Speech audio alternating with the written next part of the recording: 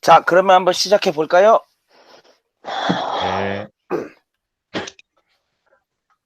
자, 오늘은 지난 시간에 이어서 4장 후반부를 해보도록 하겠습니다. 분명히 또 앞에 내용을 다 까먹었을 테니까 자, 다시 한번 큰 그림들 한번 보겠습니다. 여기 해놨나, 내가? 여기 있다. 자, 다시 한번 보겠습니다. 로마서 큰 덩어리들을 1장부터 8장은 죄악이 가득한 인류가 의롭게 되는 길, 이렇게 돼 있었어요. 그래서 지금 3장부터 8장까지 쭉 뭐에 대한 얘기냐면 의롭게 되는 길, 결국 의롭게 되는 길은 무엇인가, 이 이야기들을 하고 있습니다. 근데 또 똑같이 반복하기보다는 이미 우리가 1장, 2장, 3장 쭉 지나왔기 때문에 여러분들한테 지금 질문을 한번 던져볼게요.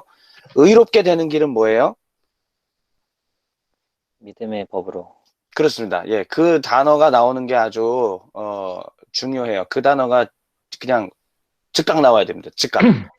로마서 내에서 바울이 하고자 하는 얘기거든요, 그게. 그러니까 그 믿음의 법이라는 단어가 즉각적으로 나와야 돼요. 근데 이 편지를 받는 사람들, 또 그 당시 당대 유대인들이 가졌던 사고, 어떻게 자기들이 의롭게 된다 생각한 거죠? 율법으로 말미암아. 그렇습니다. 율법으로 그들의 생명을 그들이 이제 생명을 받는다, 생명을 얻는다, 율법으로 의롭게 된다. 우리는 이미 거룩한 하나님의 언약 백성이다. 뭐 이제 이렇게 생각을 했어요. 그러니까 아브라함의 후손이라는 거, 또 율법을 가지고 있다라는 것이 마치 어떤 신분적인 것처럼, 그러니까 구원을 확보해 준 것처럼 그들이 생각을 했던 건데 바울이 그게 아니다라는 것들을 쭉 지속적으로 논증을 해 오는 거였죠. 그 중에서 핵심되는 것이 뭐냐면은 바로 3장 21절 이후로 등장하는 믿음의 법이라는 이야기입니다. 그래서 여기서 던져놨던 믿음의 법이라고 하는 이야기들이 어디까지 지속이 되냐면은 4장에도, 그다음 쭉 뒤에까지 8장까지 쭉 다 믿음의 법이 전체적인 것들을 끌어가더라라고 하는 이야기였어요. 1장 18절부터 3장 20절까지 혹시 기억나는 대로 누가 얘기해 볼 사람? 그러니까 1장 17절까지는 하나님께서 복음에 대해서 이제 막 말해주다가 18절부터 하나님의 진노를 말해주면서 너네 유대인들이 하나님의 심판을 피할 수 있을 것 같냐? 그럴 수 없다. 너네 율법으로 의롭게 됐다고 하면서 너네 맨날 죄 짓고 살지 않냐? 죄 짓고 살지 않냐? 그렇게 말을 하면서 너네 그 누구도 너네가 자랑하는 율법으로도 구원을 받을 수 없다라고 하면서 20절로 아니, 21절로 넘어가면서 믿음의 법을 설명해 줍니다. 네, 좋았습니다. 좀 더 얹으실 분. 하나님이 왜 그 사람들에 대해서 모든 사람들에게 진노를 내리겠다고 말씀하신 것은 경건하지 않은 것과 불의한 것들 때문에 하나님께서 진노에 대해서 출현하게 된 이유에 대해서 설명하시고, 네. 하나님은 그 진노의 방식으로 하나님을 유기하는 방식과 최종 심판에 대해서 말씀하셨습니다. 그렇죠. 6.25가 최종 심판. 예, 좋습니다. 6.2는 뭐였죠? 유기는 버려두심. 네네네. 버려두심이고. 근데 버려두기만 하면 하나님의 공의가 실현이 되나요? 아니요. 아니요. 네. 그러면 어떻게 해야 되는 거죠? 최종 심판을 최종 심판이 내셔야 있어야지. 네, 그렇습니다. 심판을 하셔야만 하나님의 공의가 실현되는 거였죠. 자, 그러면 인간이 하나님 앞에 심판받게 되는 원리는 뭐예요? 뭐 예컨대 유대인은 다 건진받고 이방인은 다 심판받는다 이거예요? 아니죠. 그러면 아닙니다. 유대인이든 이방인이든 인간이 하나님 앞에 칭죄받고 심판받는 근거는 뭐죠? 원리? 유대인은 하나님께서 율법을 토대로 심판을 받지만 네. 이방인들은 그 율법을 받지 않기 때문에 음, 하지만 그들 양심 안에 그런 비슷하게 작용하는 그런 게 있대요. 그래서 그걸로 심판을 받는다. 음. 자, 기도합니다. 제가 얘기했던 그 단어가 생각나는지 모르겠네. 무슨 원리라고 제가 얘기했었죠? 행위의 보응의 원리. 아, 그렇습니다. 그렇습니다. 그래서 세상 모든 사람들은 자기가 하나님 앞에 심판받게 되는 것은요, 출신 성분도 아니고요, 뭐 어느 국가에서 태어났느냐, 또 뭐 율법을 가졌느냐, 안 가졌느냐, 뭐 그런 얘기도 아니라 전부가 다 자기가 저지른 행위, 자기가 하나님 앞에서 실수한 거, 자기가 하나님 앞에서 악한 마음을 품은 거, 그리고 그 악을 실현시킨 것들, 그 모든 것들이 결국은 사람으로 하여금 심판받게 됐던 근거가 됐다라는 얘기죠. 그러니까 유대인도 자기 행위에 따라서 하나님 앞에 심판받을 수 있고, 이방인도 자기 행위에 따라서 심판받을 수가 있는 거죠. 그러면은 역으로 말하면은 하나님의 구원은 또한 유대인과 이방인을 구분한다, 안 한다? 안 한다. 네, 그렇죠. 이 논리 흐름을 잘 잡으면 됩니다. 하나님의 심판도 동일하게 행위로 말미암아 유대인이든 이방인이든 구분 없이 하시는 것처럼 하나님의 구원 역시도 유대인이냐 이방인이냐의 구분 없이 하나님께서 충분히 구원하시고 그것이 원래 하나님의 선하신 뜻이고 구원의 큰 계획과 원리였다라는 이야기까지 기억하시면 됩니다. 그런데 이제 하나님께서 우리를 구원하시는 거대한 원리가 어디에서 드러나냐면은 하나님을 향한 믿음이라는 것에서 드러나더라라는 얘기였어요. 그래서 그 믿음을 가리켜서 우리는 믿음의 법이라고 이야기를 했고요. 믿음의 법을 줄여서 비유법적으로 줄여서 그냥 믿음이라는 피스티스라는 단어 하나를 쓰면서도 믿음의 법을 표현할 수도 있고 좀 더 큰 개념들을 그냥 피스티스라는 단어 하나에 넣어서 표현을 하기도 합니다. 그러니까 믿음이라는 것이 하나님께서 우리를 구원하시는 커다란 줄기가 되었다라는 이야기고요. 그런데 그 믿음에는 우리가 계속 헷갈렸던 것들이 있었죠. 실질적으로 우리가 구원받는다라고 생각을 했을 때 여태까지 우리가 통상적으로 통념적으로 알고 있는 것은 우리가 구원받는 것은 인간인 내가 예수 그리스도를 믿음으로 말미암아 구원만 받는다라고 이야기를 했어요. 제가 계속 누차 말씀드리지만은 궁극적으로는 그 이야기는 참된 진실이 맞습니다.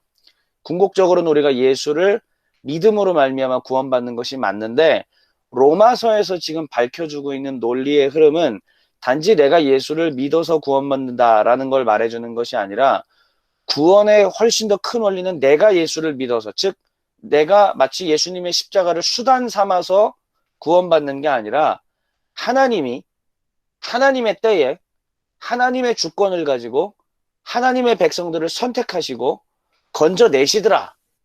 그런데 그 건져내시는 하나님의 구원의 원리가 어디에 들어가 있냐면 예수 그리스도의 십자가 사건에 들어가 있었다라는 이야기예요.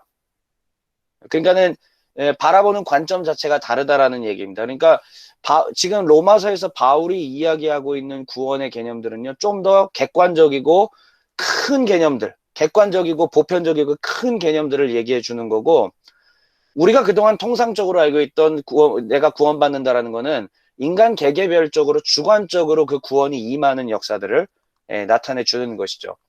그러면 바울이 로마서에서 이야기하고 있는 구원의 큰 개념들, 객관적이고 커다란 보편적인 구원의 큰 개념들이라는 건 뭐냐면 하나님이 하나님의 주권을 가지고 하나님의 방법으로 하나님의 백성들을 선택하시고 그들에게 믿음을 주어 그들을 건져내신다. 이게 하나님의 큰 원리예요.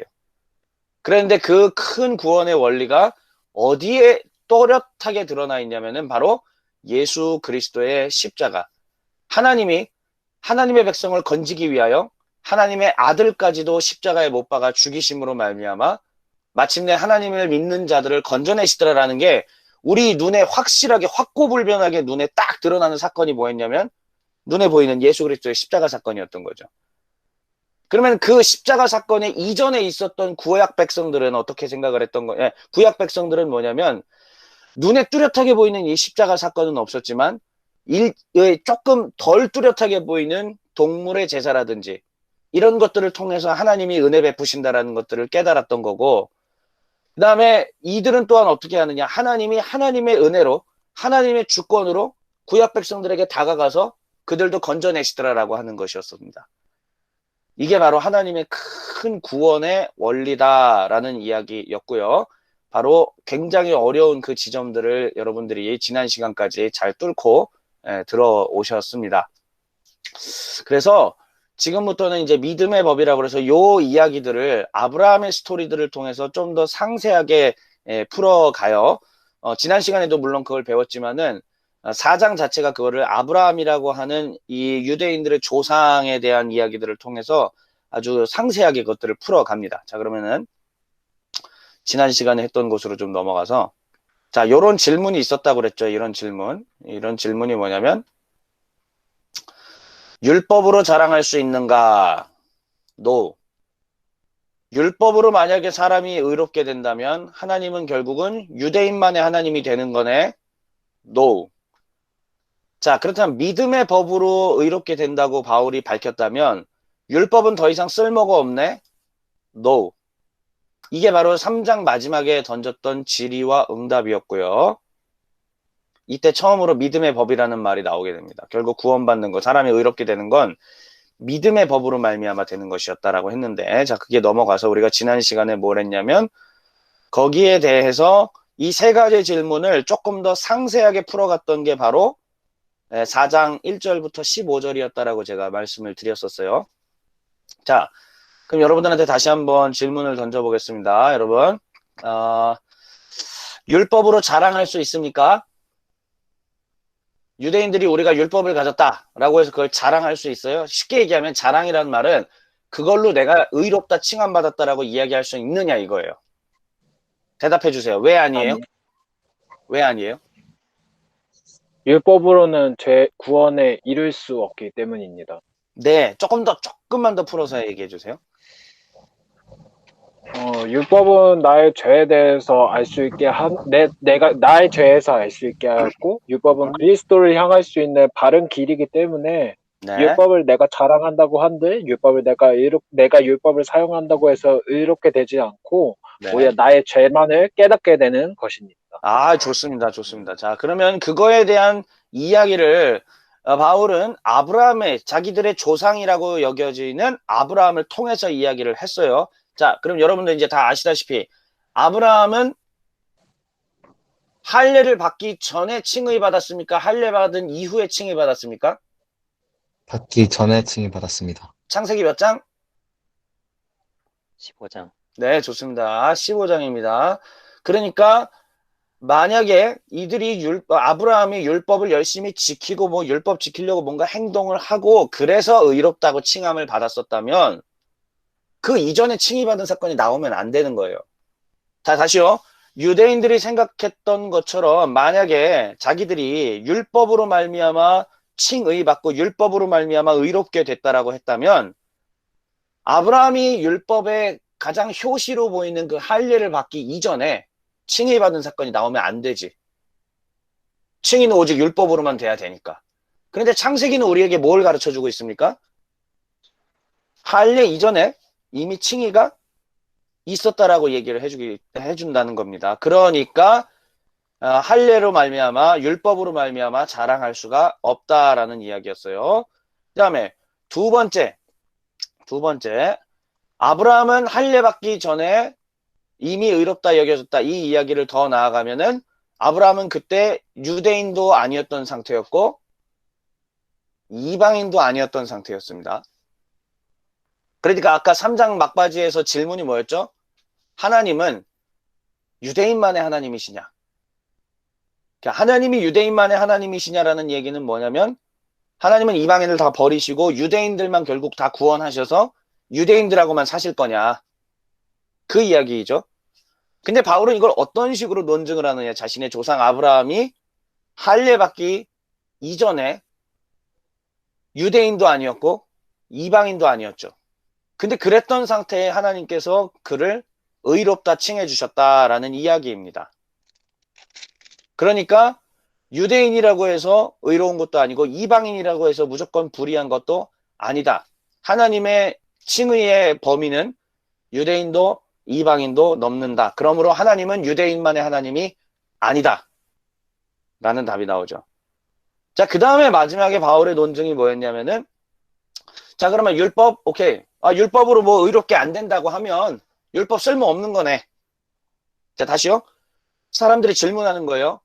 율법으로 의롭다고 안 된다면은 뭐 율법 쓸모 없는 거네. 이런 식으로 사람들이 이야기할 수가 있어요. 자, 그런데 바울이 이야기하는 겁니다.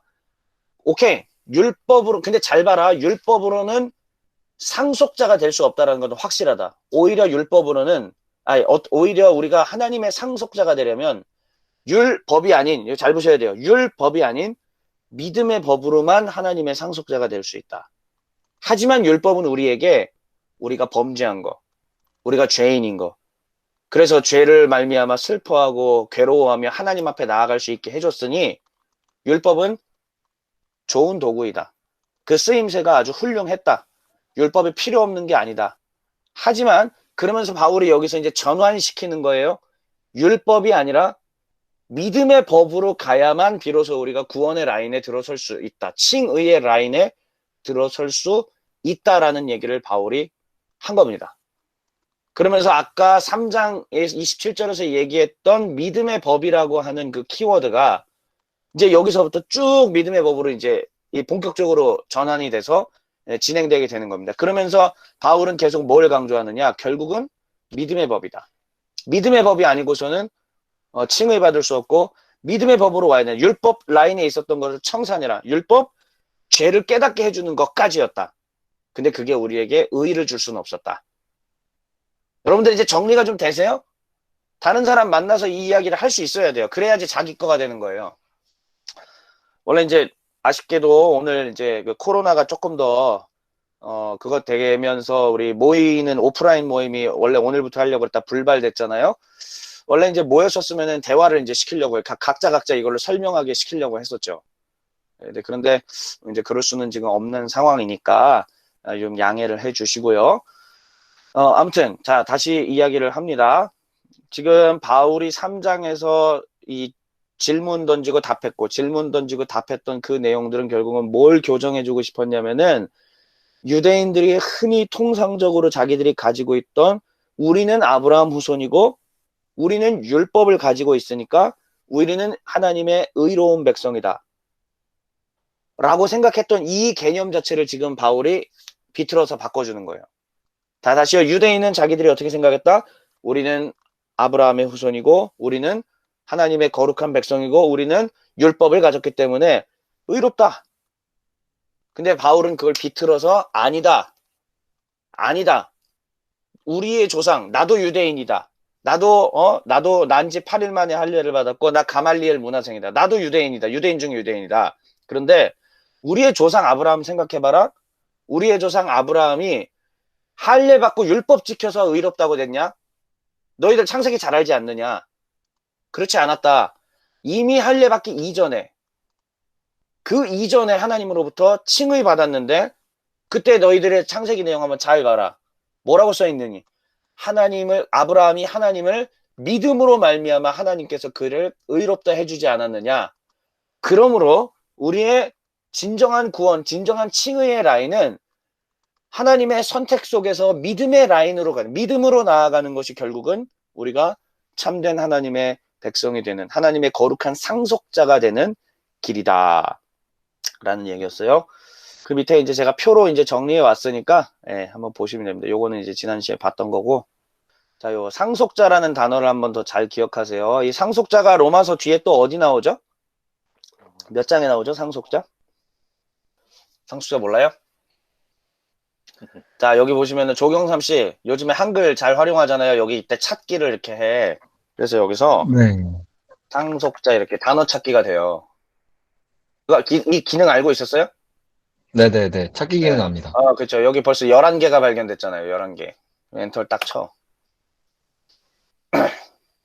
그러면 이제 여기 이렇게. 8장. 8장에 나오잖아요. 이렇게. 8장. 지금 17절에 벌써 3번이나 나오네요. 위로 이제 올라가서 보겠죠. 그래서 상속자가 여기 이런 식으로 지금 표시가 돼요. 그러니까 제가 설명으로 해놓은 것 중에 상속자라는 게 표현이 많으니까 실제로 성경 로마서 자체에서 상속자는 지금 한 세네 번, 네 번 요 정도 나오네요. 근데 이 상속자가 된다는 게 바로 하나님 나라를 우리가 소유하게 된다라는 개념이고 이게 결국 칭의고 이게 구원이에요. 그러니까 구원받는 거는 단순히 이제 죄 용서받고 천국 간다. 그냥 물론 그것도 정답인 말이지만은 조금 더 큰 개념으로 얘기하면 하나님이 지으신 하나님의 나라에 하나님께서 그 하나님 나라에 들어갈 수 있는 것들을 아브라함이라는 사람을 통해서 시작을 하신 거고 아브라함을 통해서 만든 게 이스라엘인 거예요. 그러면 우리의 구원도 이 이스라엘과는 무관해서는 안 돼. 근데 물론 말하는 게 바울이 뒤에서 얘기하죠. 물리적 이스라엘, 이제 그 혈통적 이스라엘을 말하는 게 아니에요. 시작은 아브라함이라는 사람으로 됐지만은 그러니까 바울이 얘기해 줬다시피 바울은 유대인도 아니고 이방인도 아니었던 상태에서 칭이 됐잖아. 그러니까 하나님이 생각하신 원래 이스라엘이라는 건 유대인만의 이스라엘이 아니라 그 안에는 유대인과 이방인들이 함께 섞여 있는 새 이스라엘, 그게 하나님의 진짜 이스라엘이었던 거예요. 그 이스라엘 안으로 우리가 들어올 때에 상속자가 되는 거예요. 그 유산을 우리가 그 안으로 들어와야 유산을 상속받을 수 있고 하나님 나라의 유산을 상속받아야 하나님의 백성이 돼. 근데 그게 될 수 있는 길은 뭐냐면 여기 화살표 돼 있잖아요. 여기 오직 믿음의 의로 말미암아 되는 거고 그 믿음의 의라는 것은 결국 하나님의 약속 가운데 하나님의 약속과 선택으로 말미암아 됐다. 그러니까 하나님의 주권인 거고요. 우리가 구원받은 것은 하나님의 약속과 선택으로 된 거예요. 절대적인 겁니다. 그러니까 우리가 구원받으려고 아둥바둥한 게 아니라 하나님이 우리를 상속자의 길로 인도해 줬다라는 얘기예요. 그러니까 감사해야 된다라는 이야기죠. 이게 바로 지난 시간까지 저희가 이제 쭉 했던 거고 그거를 제가 표 하나로 정리해 왔습니다. 자, 한번 볼까요? 자, 다시 한번 볼게요. 조경삼 한번 읽어주세요. 질문. 율법으로 자랑 가능? 자, 근데 여기서 아까도 얘기했죠. 자랑이라고 한다는 얘기가 왜 그럼 유대인이 자기들이 율법으로 자랑하느냐? 율법으로 우리가 뭐 된다 믿으니까. 칭이 된다고 믿으니까. 그렇지, 그렇죠. 근데 바울이 이 질문을 던졌는데, 자, 김동희 선교사님 대답은 안 들려요. 노입니다. 네, 대답은 노예요. 여기 지금 세 가지 질문 모두 다 대답은 다 노예요. 자, 다시요. 율법으로 자랑, 칭의받는다고 자랑할 수 있느냐? No. 자, 그러면은 윤경진 간사님 답변 읽어주시죠, 여기. 아브라함의 칭의는 할례 이전이기 때문. 나 윤경진이라고 그랬는데. 윤경진이 없습니다. 아, 그래요? 어디 갔어요? 아, 자리를 비웠구나, 여기. 여기 자리 비웠구나. 그래요. 그럼 홍석원 다시 한 번만 읽어주세요. 아브라함의 칭의는 할례, 율법의 상징 이전이기 때문. 그렇습니다.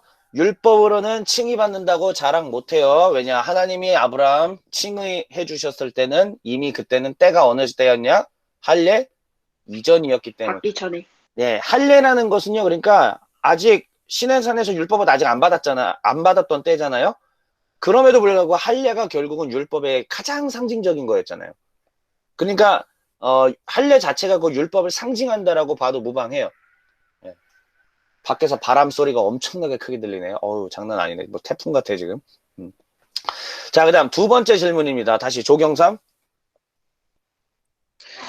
율법으로 자랑, 칭의가 가능하다면 하나님은 유대인만의 하나님? 자, 만약에 뭐 이제 위에 아니라고 이미 했기 때문에 좀 무의미하지만은 만약에 율법으로 칭의받는다고 그래서 유대인들이 그걸 자랑한다고 한다면 하나님은 당연히 유대인만의 하나님이겠네. 왜 이방인 관심 없잖아. 어차피 칭의는 율법이 있어야만 칭의받을 수 있으니까 율법은 오직 유대인에게만 줬으니까 그러니까 구원은 당연히 유대인만 해주는 거잖아요. 자, 김동희 선교사님 대답은? 아닙니다. 예, 그러면은 자 이제 윤경진이 돌아왔으니까 윤경진 대신 홍성원이 읽어줬었거든요. 자, 답변 여기 이제 윤경진 간사님 읽어주세요. 네. 아브라함의 칭의는 할례, 율법의 상징 이전이기 때문. 그때는 유대인도 이방인도 아닌 시절이었음. 그렇습니다. 다시요. 잘 기억하셔야 돼요. 제가 계속 반복하는 이유는 어려워서 그런 거예요. 근데 외우게 하려고. 아브라함의 칭의는 할례 이전입니다. 그런데 그때는 아브라함이 유대인도 아니었고 이방인도 아니었던 시절입니다. 그러면 하나님은 유대인만의 하나님이라는 가설이 성립이 돼요, 안 돼요? 안 안 돼요. 됩니다. 예. 유대인도 이방인도 아닌 시절에 칭의해 주신 하나님이라면 하나님은 지금 이방인도 현재 이 글을 쓰고 있는 현재 이방인도 칭의해 주실 것을 바라고 또 이들은 그걸 믿고 있다라는 이야기입니다. 자, 그럼 마지막 질문이었습니다. 다시요. 자, 그렇게 되면 율법은 우리를 전혀 칭의해 줄 수 없으니까 필요 없는 거네? 율법은 필요 없네? 라는 질문에 김동현 선교사님. 아닙니다. 예, 좋습니다. 그러면은 장인호 답변. 율법으로 칭의를 받을 순 없지만 율법은 범법함을 알게 해주기 때문에 필요합니다. 그렇습니다. 율법은 아까 그 우리 1장 18절 이후부터 결국 살펴본 게 행위보응의 원리였잖아요. 근데 거기서도 우리가 살펴봤지만 모든 인류가 어떤 상태였어요? 죄의 범은 상태. 네, 모든 인류가 행위적으로 봤을 때 전부 다 하나님 앞에서 범법했어요. 모든 인류가. 그게 로마서에서 바울이 얘기해 주는 거잖아요. 모든 인류가 다 하나님 앞에 범법했다. 양심을 들이대건 율법을 들이대건 양심을 들이대도 죄인으로 나오는 거고 율법을 들이대도 죄인으로 나오는 거예요. 누구도 피해갈 수가 없습니다. 그런데 이 율법이라고 하는 것은 뭐였냐면 우리가 범법함을 알게 해주고 죄로 말미암아 슬퍼하잖아요. 그러면 탄식하게 되고 이 죄를 씻고 싶고 해결하고 싶죠. 그걸 알려주기 때문에서라도 율법은 필요하다. 네, 율법은 필요하다. 더 나아가서 이제 복음서의 예수님의 가르침으로 더 가보면은 늘 반복해서 얘기하는 거지만 예수께서 이 땅에 오신 것은 율법을 뭐하러 오셨다? 완성. 그 완성인데 내가 그 다른 단어로 성취. 항상 예, 그렇죠. 율법을 성취하러 예수께서 이 땅 가운데 오셨다라고 제가 이렇게 쭉 누차 말씀을 드렸잖아요. 그러니까는 이 율법과 관련 없는 구원이 아닌 거예요.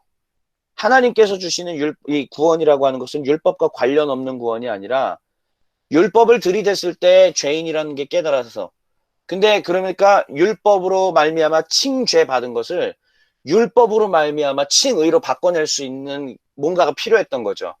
왜? 모든 사람이 다 율법의 아래에 매여 있다라고 바울이 3장에서 얘기했기 때문에 이제 누구든지 전부 다 율법에 매여 있는 거예요. 율법에 우리를 계속 죄인이라고 막 정죄해. 그러면은 율법 바운더리 안에서 율법을 뭔가 어떻게 해내야 율법을 넘어서는 우리의 의로움이 있게 될 수 있다는 얘기죠. 근데 그게 바로 예수님께서 십자가에서 율법의 모든 요구들을 다 짊어지시고 성취했다는 얘기예요. 그게 바로 히브리서에서 말하는 희생제사인 거죠. 모든 본인이 직접 희생제사로서 영원한 제사장으로 또 우리의 영원한 중보자로서 순전한 제물로서 흠이 없는 제물로서 그리고 죽지 않고 영원히 살아계시는 중보자로서 그 희생제사를 완전하게 성취시켜 주셨다. 그러므로 율법이 요구하는 모든 조건들을 다 지켜주신 거예요. 우리는 못 지키지만 그리스도께서 지켜주셔서 누구든지 그리스도로 말미암아 그 은혜를 우리가 입을 수 있게 되었다라는 게 성경에서 우리에게 가르쳐주는 절대적인 진리죠. 자, 어려운 얘기였지만은 여기까지가 바로 4장 앞부분까지의 그 질문, 아까 3장 막바지의 질문에 대한 바울의 논지였습니다. 자, 그러면은 계속 가요. 오늘 본문 순서입니다. 자, 4장 16절부터 25절, 그러니까 4장 후반부 이야기예요. 오늘은 여기까지만 하겠습니다.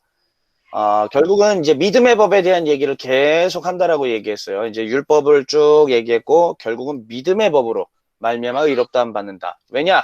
아브라함도 믿음으로 말미암아 하나님 앞에서 의롭다 하심을 얻었기 때문이다. 자, 그래서 여기 보면은 파란색 글씨 제가 한번 읽어볼게요.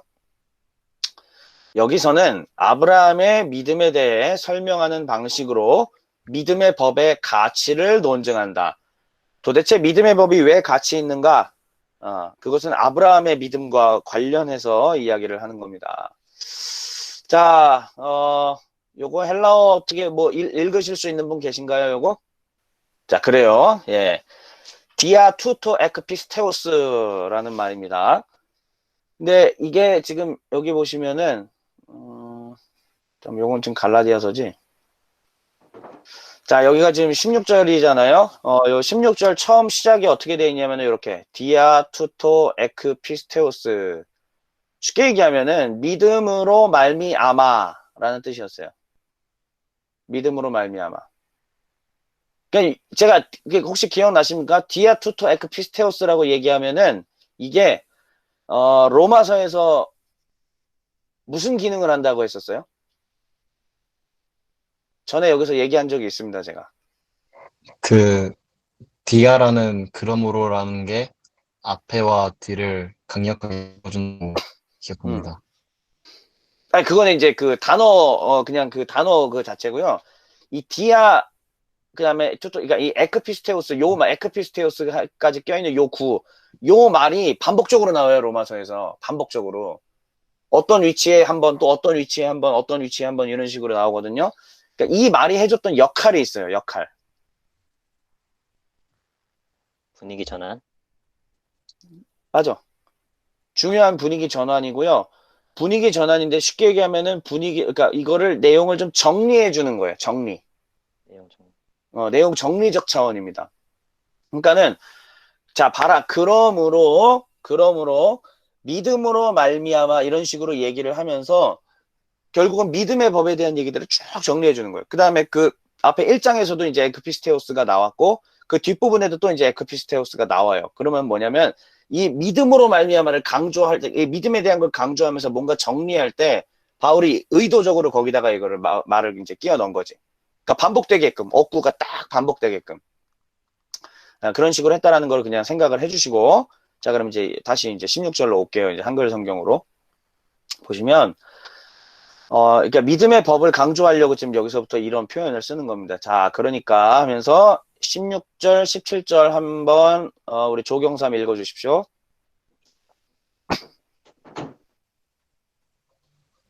이런 까닭에 이 약속은 입니다. 그것은 하나님께서 아브라함에게 이 약속을 은혜로 주셔서 이것을 그의 모든 후손에게도 곧 율법으로 사는 사람들에게만이 아니라 아브라함이 지닌 믿음으로 사는 사람들에게도 보장하시라는 것입니다. 아브라함은 우리 모두의 조상입니다. 이것은 성경에 기록된 대로 내가 너를 많은 민족의 조상으로 세웠다 함과 같습니다. 이 약속은 그가 믿은 하나님, 다시 말하면 죽은 사람들을 살리시며 없는 것들을 불러내어 있는 것이 되게 하시는 하나님께서 보장하신 것입니다. 네, 잘 읽어주셨습니다. 천천히 한 번만 다시 볼게요. 자, 여기 이제 약속이라고 나왔는데 약속은 여기뿐만이 아니라 일단 위에서 먼저 나왔죠. 약속. 그다음에 약속. 자, 그러면은 도대체 하나님의 약속이라는 게 뭐냐? 아브라함이나 그 자손에게 주신 하나님의 약속이에요. 다시요. 아브라함과 그 자손에게 주신 하나님의 약속은 뭐냐면 무슨 약속이에요, 내용이 여기? 상속자가 되게 해주겠다는. 그러니까 하나님의 약속은 뭐냐면은 상속자가 되게 해주겠다라는 거예요. 상속자. 자, 그러면 하나님의 상속자가 되게 하는 것은 율법이 아니라 뭘로 말미암습니다? 믿음의 법. 믿음. 네, 여기 믿음의 네. 의라고 지금 네모나게 믿음의 나와 의. 있죠. 믿음의 의로 말미암은 것이, 네. 그러니까 쉽게 얘기하면 그냥 믿음 이렇게 보시면 돼요. 예, 다시요. 율법으로 말미암은 게 아니라 믿음으로 말미암은 것이다. 이게 바로 하나님의 상속자가 되는 길이다. 이런 얘기예요. 자, 그러면서 바울이 위에서 이런 얘기를 했었죠. 다시요. 율법을 의지하는 사람이 만약에, 자, 율법을 의지하는 사람이라는 얘기는 쉽게 얘기하면 그냥 유대인이라고 한번 볼까요? 율법이 절대적인 거다. 뭐 이렇게 율법으로 칭을 받을 수 있다라고 주장하는 사람. 율법을 주장하는 그런 사람들이 만약에 상속자가 된다면 도대체 아브라함이 믿었던 믿음은 무슨 의미예요? 자, 다시요. 율법을 의지하는 사람이 만약에 하나님 나라의 상속자가 된다면 율법 없는 이방인이고 이방인인데 예를 들어서 하나님에 대한 믿음이 있어. 그러면 그 믿음은 무슨 소용이죠? 아무 소용없죠. 당연히 아무 의미한 소용없지, 것이. 당연히. 예.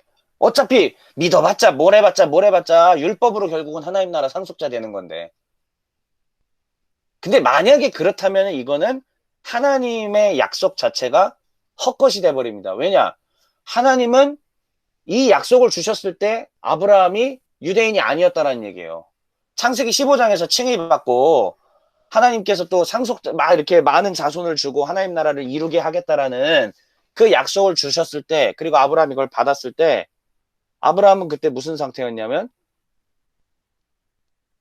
유대인이 아니었다는 거지. 할례 받은 상태가 아니었다라는 얘기지. 그러면 아브라함한테 자 아직 유대인도 아니고 뭣도 아니었는 상태에서 약속을 줬다. 근데 결국은 만약에 이거 율법으로 말미암아 상속자가 된다. 그러면 결국은 하나님 주신 약속 자체가 무슨 소용이냐 이거예요. 의미 없는 일이다. 물론 뭐 그 뒤에 결국은 아브라함이 할례 받고 뭐 저기 되지 않았습니까? 이렇게 주장할 수도 있지만 지금 바울의 논증은 그게 아니에요. 바울의 논증은 그게 아닙니다. 자, 그러니까 이 약속이라고 하는 것은 결국 하나님 나라의 상속자가 되는 약속인데 정리하면서 디아투토 에크피스테오스, 자 정리하는 말이에요. 이 전체 논증을 정리하면서 바울이 하는 말, 결국 자 봐라, 하나님이 하나님 나라의 상속자가 되게 하시겠다는 이 약속은 율법이 아니라 뭐에 근거한 거였다? 믿음. 네, 믿음에 근거한 것이었다. 자, 그러면은 이것은 하나님께서 아브라함에게 이 약속을, 믿음에 근거한 이 약속이죠. 이 약속을 은혜로 주셨다라는 얘기예요. 중요한 말 나옵니다. 은혜로 주셨다라는 거예요. 그러니까 아브라함이 칭을 받고 상속자가 되는데 본인이 믿기는 했어. 본인은 믿기는 했지만은 근데 그 모든 게 결국은 하나님의 은혜였다라는 얘기예요. 자, 그래서 이것을 그의 모든 후손에게도, 이제 앞으로 유대인이 될 그의 모든, 이스라엘이 될 그의 후손, 곧 율법으로 사는 사람들 뿐 아니라 아브라함이 지닌 믿음으로 사는 사람들에게까지 보장하시려는 것입니다. 아브라함은 우리 모두의 조상입니다. 그러니까 우리 모두는 누구냐? 유대인과 이방인 다 포함하는 거예요.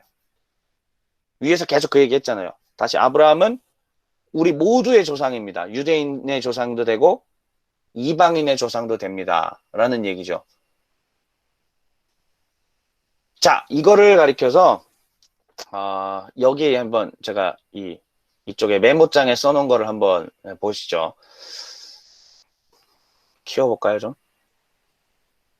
자, 일단은 하나님께서 주신 그 약속은 믿음에 근거한 거였는데, 이 약속은 뭐냐면은, 자, 여기를 한번 읽어주시겠습니다. 김동희 선교사님 읽어주세요. 이거. 하나님의 상속자가 되리라는 약속. 좋습니다. 이 약속은 뭐였냐면은 하나님의 상속자가 될 것이다라는 약속이었는데, 자, 그러면 제가 이제 쓴 글들이에요. 짧게 쓴 글들인데 한번 그냥 볼게요. 하나님의 상속자가 되는 길은 약속으로 말미암는다. 하나님의 선택과 약속. 자, 그러면 일단 율법이라고 하는 것은 무엇인가? 원천적으로 율법으로는 하나님의 상속자가 될 수 없다. 동의하십니까? 네, 맞죠? 네. 다시요. 네, 맞는 얘기예요, 이건. 네. 원천적으로 율법으로는 하나님의 상속자가 될 수 없습니다. 그러나 율법은 사람으로 하여금 죄인됨을 깨닫게 해주기 때문에 율법을 통해 자복하고 하나님 앞에 나아온 자들은 하나님의 상속자가 될 수 있다. 그러니까 율법이 직접적으로 우리를 하나님의 상속자가 되게는 해주진 못하지만 율법은 우리를 통하여 하나님의 상속자가 될 수 있는 길라잡이는 해줄 수 있다는 얘기죠. 왜? 죄를 깨닫고 통회 자복하게 해주니까. 자, 그럼 여러분 잘 생각해 보세요. 이 통회 자복하고 하나님 앞에 나온 자들, 이 사람들은 도대체 뭘 가진 사람들일까요? 믿음. 그렇죠. 그러니까 율법을 가졌다고 해서 모두가 믿음을 가지는 건 아니에요.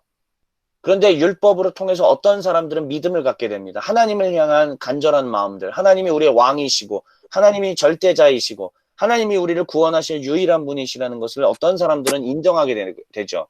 그러니까 그 마음 가운데 뭐가 들어간 거예요? 믿음. 네. 믿음. 믿음의 씨앗이 퍽 하고 심긴 거죠. 그게 바로 하나님의 은혜라는 거예요. 은혜. 똑같이 다 율법 갖고 있어도, 똑같이 다 오늘날로 따져볼까요? 똑같이 다 교회 다니고 있어도, 똑같이 다 예배 드리고 헌금 드리고 있어도 그 가운데는 참된 믿음이 있는 사람이 있고 참된 믿음이 없는 사람이 섞여 있죠. 결국은 사람이 예수 그리스도를 믿고 아니면 하나님을 믿고 구원받는다 이렇게 표현해 볼게요. 결국은 이 모든 것들도 하나님의 은혜로 말미암아 된다라는 이야기였습니다. 그래서 통해 자복하고 하나님 앞에 나온 자들은 바로 여기 말하는 것처럼 믿음을 가진 사람들이고, 자, 그러면은 여기 또 한번 읽어볼게요. 율법을 통해 죄를 깨달았지만 하나님 앞으로 나아오게 해주는 것은 역시 믿음의 법이다. 그러니까 원천적으로 우리가 하나님의 상속자가 되게 해주는 것은 결국은 무슨 법? 믿음의 법. 예, 믿음의 법입니다. 이게 결국 원천적으로는 우리를 하나님의 자녀가 되게 해주는, 상속자가 되게 해주는 법이죠. 그러므로 인간으로 하여금 하나님의 자녀가 되게 해주는 궁극적인 본은 믿음이다. 그리고 그 대상은 율법을 받은 자도 속하고 율법 없는 자, 율법을 못 받은 이방인들도 다 포함된다라는 얘기입니다. 이게 하나님의 구원의 계획이다 라는 이야기예요. 이해가 되십니까? 되리라고 그런 것 믿어요. 같습니다. 네. 자, 17절 얘기를 이제 보면은, 자, 이상한 그림을 밑에 제가 준비했죠. 이따 재미있는 거 이제 보여드릴게요. 이것은 성경에 기록된 대로 내가 너를 많은 민족의 조상으로 세웠다 함과 같습니다. 하나님께서 많은 민족의 조상으로 세웠다고 어디서 얘기했냐면은 창세기 17장, 여기서 할례 받는 장면이죠.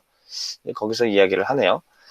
이 약속은, 다시요, 상속자가 된다는 이 약속은 그가 믿은 하나님, 다시 말하면 그 하나님은 어떤 분이시냐? 죽은 사람들을 살리시며 없는 것을 불러내어 있는 것이 되게 하시는 하나님이신데, 그거는 어마어마한 대단한 능력의 하나님이라는 표현이죠. 그 하나님께서 우리에게 바로 보장하신 것이다 라는 이야기입니다. 그러니까 여러분들, 하나님 나라의 상속자가 되고 구원받는 것의 원리는요, 내가 예수를 믿어서가 아니에요. 다시 얘기합니다. 하나님 나라의 백성 되고 하나님의 구원을 받는 것은 내가 예수를 믿어서가 아니고요, 하나님의 은혜로 말미암아 하나님이 우리를 언약 가운데 선택해 주셨기 때문이다. 이렇게 봐야 되는 겁니다. 그런데 그 도구를, 그 방법을 뭘로 하셨냐면 예수를 믿도록 우리 안에 믿음을 심어 주셨다라는 거예요. 자, 아까 위에 얘기했던 거랑 매치가 되시나요? 안 되나 보다. 자, 다시 얘기합니다. 다시 얘기할게요. 유대인들 중에서 율법을 받은 사람이 있어요. 자, 그 율법을 받은 사람들 중에서도 어떤 사람들은 우리가 성경을 다 읽어보면 알잖아요. 쭉 그 왕정 역사나 이런 거 보면 알죠? 율법을 받은 백성들이 있는데 어떤 사람들은 하나님을 제대로 섬기지 않고 이방신들에게 눈을 돌리죠. 근데 소수의 어떤 사람들은 어떻게 해요? 하나님을 절대적으로 믿고 신뢰하고 경외하며 나아가죠. 자, 그러니까 거기 안에서도 율법을 받았지만 율법을 받은 자들 가운데서도 두 부류로 나눠지는 거예요. 그러면 하나님은 이 두 부류 중에 어디를 구원하실 것 같아요, 여러분? 하나님을 경외하고 네. 하나님을 따라가는. 네, 그렇죠. 뻔한 답이죠. 자, 그러면 다시요. 사람이 의롭게 되고 구원받는 것은 율법을 가지고 있는 유무로 결정되는 게 아니다. 아니죠. 그러니까 우리가 구원받는, 우리가 의롭게 되는 것은 절대적으로 뭐였다? 믿음이었다는 얘기죠. 근데 이 믿음이라고 하는 것은 또한 하나님께서, 그러니까 사실 상속자가 되는 이 약속은 하나님께서 믿음을 통해서 우리에게 주셨다라는 이야기입니다. 율법을 가진 사람들 사이에서도 이렇게 나눠지는 거예요. 자, 그러면 내가 죄인이고 하나님이 절대적으로 필요합니다라고 주장하는 사람들은 그 안에 뭐가 심기어진 거? 믿음. 믿음. 믿음의 씨. 예, 그렇죠. 이 사람들은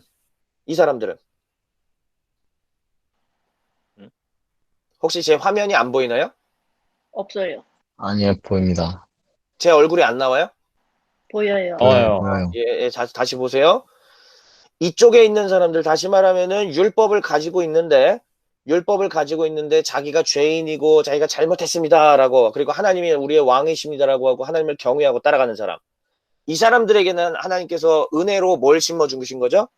믿음. 믿음의 씨. 씨를. 그렇습니다. 그런데 반면에 똑같이 율법을 갖고 있지만 바알을 숭배하고 아세라를 숭배하고 따라갔던 이 사람들은요.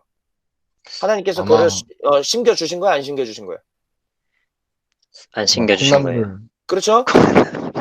자, 뭐 콩나물 얘기가 왜 나와? 자, 그러면 보세요. 이 두 사람들은 전부 뭘 갖고 있는 사람이에요? 뭘 받은 사람이에요? 율법. 율법. 예, 율법을 받았음에도 불구하고, 자, 왼쪽에 있는 사람들은 구원이, 칭의가 있어, 없어요? 없습니다. 없습니다. 없어요. 이쪽에 있는 사람은 있습니다. 있죠. 그러니까 결국 사람이 의롭게 되고 구원받는 것은 율법의 유무다? 아니다. 아니다. 이 100% 이해했죠, 이젠. 이 이상 더 이상 쉽게 설명할 수가 없어요. 이 이상은 설명이 안 돼. 이렇게까지 했는데 못 알아들으면 미안합니다. 예. 포기할까요? 아, 그건 아니지. 반복을 해야지. 그러니까. 계속 반복해야지. 어허. 자, 그러니까 요 두 라인을 이제 요 기억을 하시고 바울이 하려는 얘기를 잘 보셔야 돼요. 율법 갖고 있다고 해서 구원받는 거 아니다. 율법 갖고 있다고 해서 뭐 이렇게 되는 거 아니다. 요거를 분명히 기억을 하라라는 이제 이런 이야기예요. 자, 그런데 이제부터는 그래서 하나님께서 하나님의 나라를 해 나가시는 그 방법들, 그것들을 한번 좀 살펴볼 겁니다. 하나님께서는 결국은 이 은혜를, 자 보세요. 그러니까 믿음으로 말미암아 구원받는 거였잖아요. 믿음으로 말미암아 칭을 받는 거였잖아요. 그런데 다시 얘기하지만은 똑같이 율법 가지고 있는 사람들인데 왜 이 사람들한테는 믿음의 씨앗을 안 주고 왜 이 사람들한테 믿음의 씨앗을 줬을까요? 그 원리는 뭐예요? 하나님께서 정하시는 거죠. 그렇어요. 그렇죠. 그러니까 여기서부터 바로 그 전설의 하나님의 롤십, 주권, 하나님의 주권 사상이 나오는 겁니다. 하나님께서는 하나님의 상속자가 될 자들을요, 하나님의 약속과 선택으로 말미암아 하신 거예요. 결정하신 거예요. 자, 다시요. 하나님은요, 어떤 식으로 하나님의 상속자들을 정하셨느냐? 그건 하나님의 마음입니다. 하나님의 결정이시고요. 하나님의 그러니까 우리는 그걸 겸손하게 하나님의 주권이라고 표현합니다. 억울해도 할 수 없다라고 얘기했죠. 왜요? 이미 1장에서 우리가 살펴봤다시피, 1, 2장에서 살펴봤다시피 모든 사람이 유기받아도 그만이거든요. 모든 사람이 최종 심판받아도 그만인데 하나님은 그 가운데서 굳이 하나님의 백성들을 건지시고자 작전을 취하셨다라는 거기 때문에 오히려 하나님의 은혜라고밖에 표현할 길이 없다라는 이야기예요. 자, 그래서 그러면은 이제 우리가 구약에서 살펴봤던 것들을 이 도표로 통해서 한번 보도록 하죠. 자, 이제 여기 아브라함이 있잖아요. 여기 이쪽에 아브라함이 되기까지의 이 모든 그 스토리들을 한번 그냥 천천히 스토리를 다 얘기할 건 아니라 그 구조만 한번 봅시다.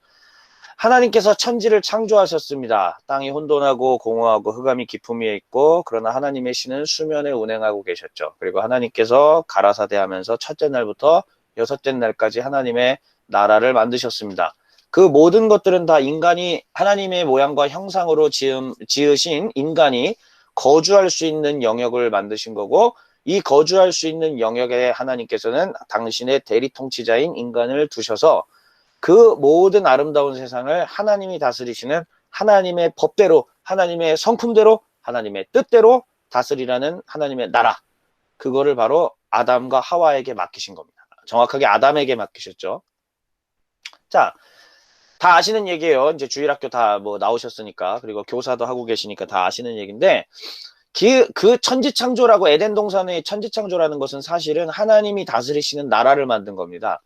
그러면 이게 만들어진 하나님의 나라가 두 계열로 흘러졌었어요. 뭐 이거 우리 저 성경 청사진 할 때 다 제가 말씀드렸었죠. 자, 하나님 나라의 한쪽 계열은 어디였어요? 가인계열, 네, 가인 계열이었고 그 다음에는요? 셋 계열. 네, 근데 이게 왜 여기서 이렇게 두 개로 나눠졌냐면 여기서 파괴가 한번 일어났거든요. 그 파괴가 우리가 그 유명한 무슨 사건? 살인. 아벨 죽인 그거 말고요, 일단. 죄의 근원, 아, 죄의 시작. 바벨탑. 선악과. 선악과 가인. 사건이죠. 선악과 사건. 창세기 3장 선악과 사건이에요. 자, 그러니까 선악과 사건은 인간과 하나님 사이에 맺어졌던 언약이 최초로 파괴. 파기. 예, 맞습니다. 최초로 파기되는 장면이었죠. 그 결과 때문에 사실은 하나님의 나라는 거기서 사실 끝난 거예요. 더 이상은 그냥 진행 안 시켜도 됩니다.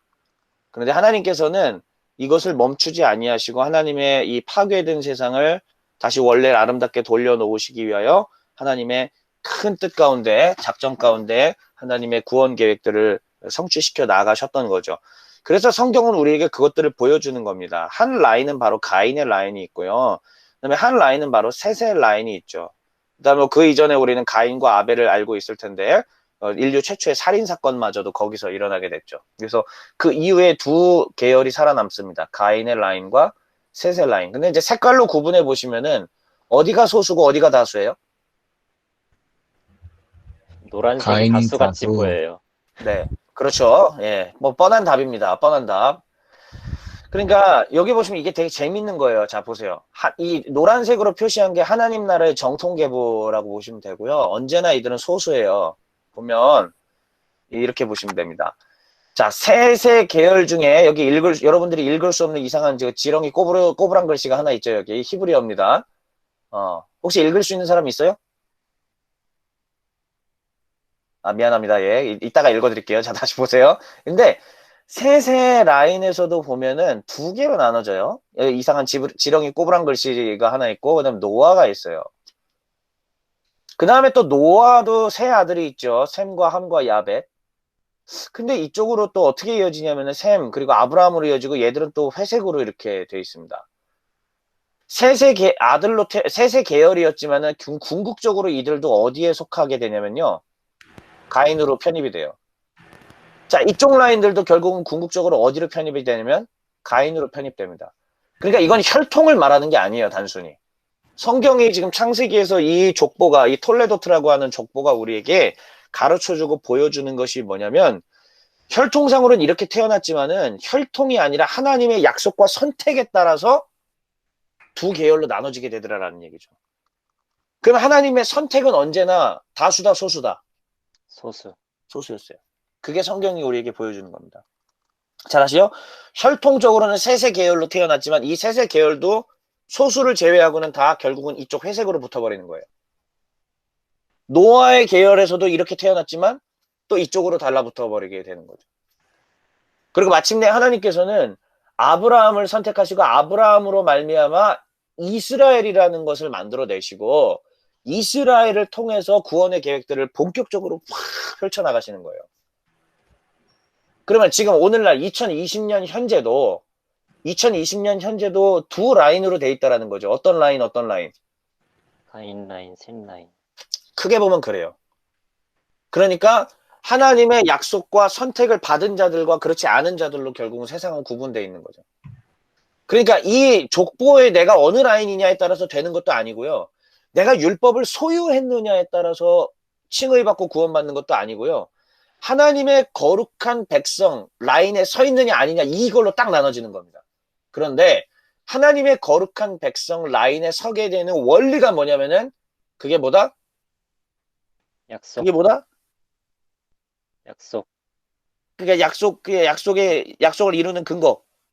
사람 마음에 믿음의 법? 심겨진 거. 믿음. 믿음. 그렇죠. 믿음이에요. 피스티스예요. 그게 바로 피스티스라는 거예요. 믿음. 그러니까 그 믿음은 근데 누가 주냔 말이야. 하나님의 은혜로. 하나님. 내가 스스로 이거를 생성해낼 수 있는 게 아니에요. 믿음이라는 거 절대. 그러니까 하나님의 거룩한 상속자가 되는 그 약속을 믿음으로 말미암아 이루는데 그 믿음은 누가 주었느냐? 하나님의 은혜로 말미암아 우리에게 주어졌으니까 결국은 하나님의 나라의 상속자가 되는 거는 전적인 여호와 당신의 은혜이십니다. 이렇게 표현하는 거예요. 아멘. 예. 자, 그래서 여기 이제 히브리어들 이제 꼬부랑 글씨들 이제 잠깐 보시면은요. 여러분들 이게 지금 선명하지 않죠? 해상도가. 선명하게 봐도 모를 것 같습니다. 아, 그래요? 자, 여기 보시면은 곽지명 간사님 혹시 이때 가르치셨었죠? 이거 기억나세요? 하나님의 아들들과 사람의 딸들 6장. 네. 그거 혹시 설명해 주실 수 있으세요? 이거 갑작스럽게. 예. 기억나는 만큼만요. 아, 이 부분 강의하셨던 걸로 제가 기억을 해서요. 아주 기억이 잘 안 나요. 예, 예. 좋습니다. 여러분. 자, 5장까지 이제 아담의 족보들이 얘기가 나온 다음에, 그 다음에 이제 이 세상이 어떻게 진행되고 흘러가는가가 창세기 6장부터 나오죠. 뭐, 솔직히 말하면 거기서부터 바로 노아의 홍수의 어떤 이야기들이 시작이 되는 건데요. 그때 세상에는 이제 하나님의 아들들, 자, 화면 보여줄게. 자, 성경책 봅시다. 직접. 여기 보시면, 자, 여기 보시면은, 사람들이 땅 위에 늘어나기 시작하더니 그들에게서 딸들이 태어났다.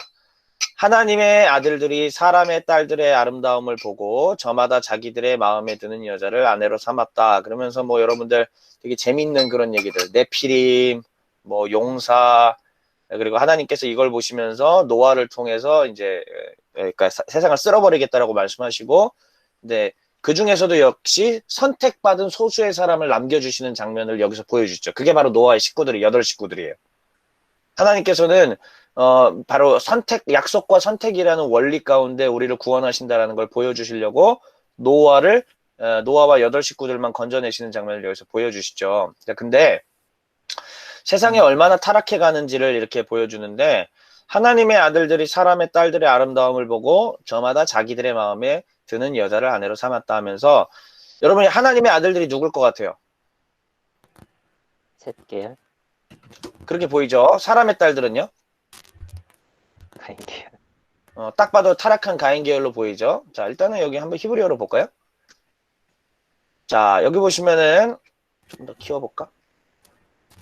하나님의 아들들이 사람의 딸들의 아름다움을 봤다. 자, 근데 여기 보면은 바이르우 이렇게 됐어요. 그들이 보았다라는 뜻, 그리고 그들이 보았다라는 뜻입니다. 근데 그들이 누구를 봤냐면은, 자, 이렇게 보시면은 바이르우 그러면 그들이 보았다 그러는데 뭘 보냐면 브네 그러면 벤이 뭐예요? 히브리어로 벤. 강태. 벤. 친구. 벤이 아들이잖아. 아들. 맞아. 음. 네. 그래서 베냐민 그러면은 벤야민 그러면 오른손의 아들이라는 뜻이고, 벤 하닷 그러면 하닷의 아들이다 이런 얘기잖아요. 근데 이제 베네 그러면은 이거를 아들이라는 말이거든요. 그럼 누구냐면은 누구의 아들이냐면 엘로힘이 뭐예요? 엘로힘. 하나님이죠. 그러니까는 여기가 하나님의 아들들이라는 말이 나온 거예요. 그리고 그들이 보았다. 하나님의 아들들이 누구를? 뭐뭐을를, 우리 목적격 조사 을을입니다. 뭐뭐을를. 누구를? 베노트. 벤은 아들이고 베노트 그러면 딸이에요. 자, 다시요. 그리고 그들이 보았다. 누가? 하나님의 아들들이 뭘 봤어? 베노트 아담. 아담이 나오네. 아담이 무슨 뜻이에요? 사람. 그렇지. 아담은 그래서 말했죠. 일반 명사로 많이 쓰인다고요. 우리가 창세기에 알고 있는 그 아담도 아담이지만 히브리어로 아담 그러면 그냥 사람이에요. 사람. 김동일 선교사님 지금 넋이 나간 표정이에요. 뭔 소리인지 지금 못 알아듣고 있죠. 조금만 견뎌봐. 조금만. 자, 이게 재밌어서 한번 그냥 보여드리는 거예요. 그러니까 하나님의 아들들이 사람의 딸들을 봤다. 사람의 딸들을 보았다라고 이야기를 하는데, 저는 그래서 이거를 어떻게 그러니까 여기 보면은 셋 라인에 지금 누구를 넣냐면, 셋 라인에 누구? 베노트하 아담이에요. 그러니까 사람의 딸들을 넣어놨어요, 저는. 그 다음에 가인의 라인에서 뭐 라멕도 있고 사람 때려 죽이는 라멕도 있죠. 근데 여기다 바로 베네하 엘로힘, 그래서 하나님의 아들들을 저는 가인 라인에 넣어놨어요. 근데 보통은 어떤 식으로 해석을 많이 했었냐면은, 하나님의 아들들은 당연히 딱 봐도 거룩해 보이잖아요. 그러니까는 뭐 셋 계열로 보고, 그 다음에 이 베노트하 아담 그러면은 누가 보더라도 사람의 딸들이니까는 타락한 이 세상 사람들로 보이잖아요. 그래서 보통은 가인 라인으로 넣어놔서 대부분이 설명을 하는데요. 글쎄요, 이건 구약학자로서 자존심입니다. 예, 그리고 저희 선생님도 그렇고 저도 그렇고 그리고 요즘에 많은 구약학자들이 이렇게 얘기를 합니다. 작년에도 제가 이 얘기를 해드렸고요. 그 당시에 하나님의 아들이라고 표현하면은 아무래도 왕족들을 가리키는 말이었어요. 그러니까 권력을 가졌던 왕족들을 가리키는 거고, 그리고 그들이 사람의 아들이라고 하면은, 사람의 딸들이라고 하면은 사람의 딸도 되지만은 한편으로는 중의적 표현이 되겠죠. 아담의 딸도 될 수 있겠죠. 그러니까 아담의 딸로도 볼 수 있게 돼요. 중의적 표현으로 보면. 그러니까 저는 어떻게 보고 있느냐, 이 왕족들이고 세상의 권력을 가졌던 가인의 후손들이 경건한 하나님의 백성들, 사람의 딸들, 그러니까 아담의 딸들을 건드리기 시작했다라는 걸로 저는 보고 있습니다. 근데 이렇게 보나 저렇게 보나 사실 해석에 큰 차이는 없어요. 해석에 큰 차이는 없는데 이 얘기를 해드리는 거는 작년에도 제가 이 이야기를 이미 했었고, 그 다음에 여기 지금 신학도들 입장에서는 이런 것들을 알려주면 갑자기 구미가 확 당길 것 같아가지고 한번 이런 얘기들을 좀 해드렸습니다. 자, 그러면은 이제 중요한 건 그게 아니고 이제 보세요. 자, 여러분들 가인의 후손들 중에 라멕 있었죠? 라멕이 어떤 사람이었어요? 그 사람을 죽이고 자랑하는 그렇죠. 그렇죠. 노래 만들고. 아, 맞아요. 맞아요. 맞아요. 아다와 실라라는 부인도 있었죠. 내가 소년을 죽였다. 내가 짱이다. 라고 해서 자기를 위해서 노래도 지어서 부르죠. 근데 그게 바로 이제 세상 계열의 하나님을 대적하는 계열, 곧 힘과 칼과 파워 정치를 하는 이 라인들을 바로 보여준 대표적인 그런 케이스들이죠. 야발과 유발과 두발가인 다 이쪽 가인 계열들이에요. 근데 반면에 셋 라인에서 누가 태어나면 여기도 이제 노아 아버지가 라멕이었나 잠깐만. 여기도 라멕이 있는데 이 라멕과 요 라멕은 서로 다른 라멕입니다. 이 노아가 나오죠. 여러분 잘 압니다. 이제 그리고 6장부터 시작해서 9장까지 노아의 홍수 이야기가 펼쳐지는데 결국은 노아 라인 안에서도 봤더니 세 아들이 태어납니다. 셈과 함과 야벳이 태어나죠.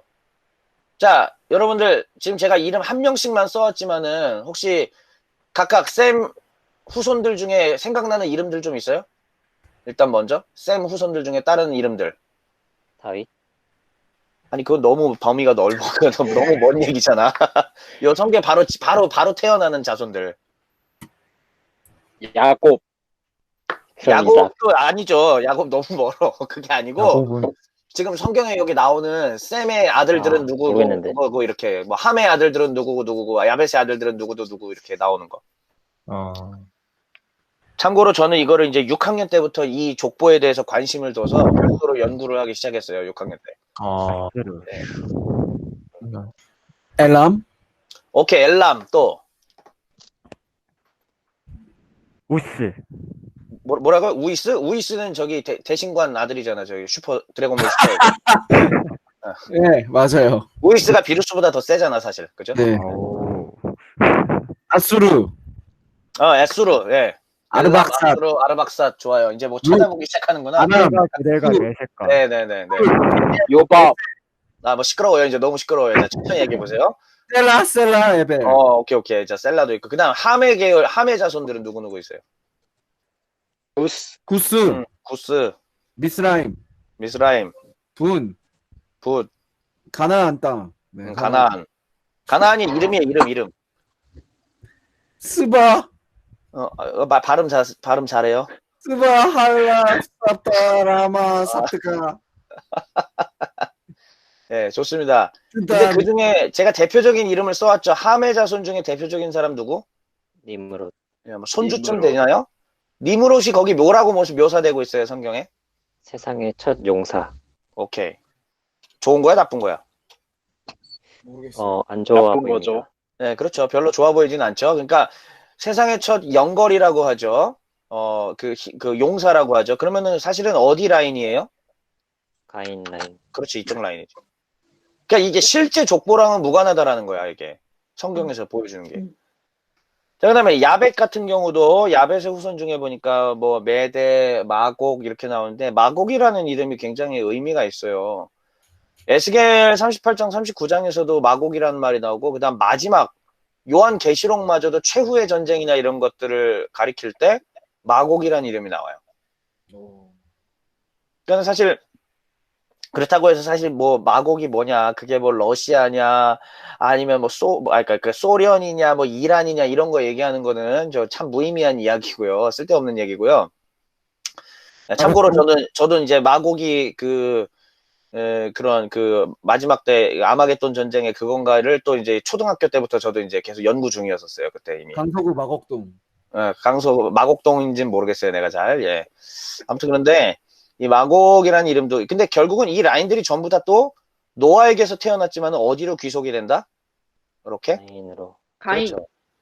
이것만 보더라도 여러분들 구원이라고, 그리고 또 하나님을 경외하는 라인들은요, 혈통도 아니고 율법의 유무도 아니고 뭐다? 믿음. 그러니까 그 믿음 너머에 이거 여기 원리 이거 하나님께서 하나님의 정하셔요. 정하심. 여기 지금 제가 화살표한 거 안 보여요 혹시? 약속과 선택.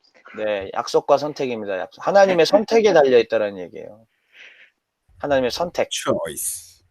그러니까 여기 한번 다 같이 읽어보세요. 하나님 나라 여기 시작. 하나님 나라 상속자가 되는 상속자가 원리. 되는 원리. 예, 하나님 나라의 상속자가 되는 원리는 뭐냐면 사실은 하나님의 선택이에요. 그럼 선택한 사람한테는 뭘 심어주신다?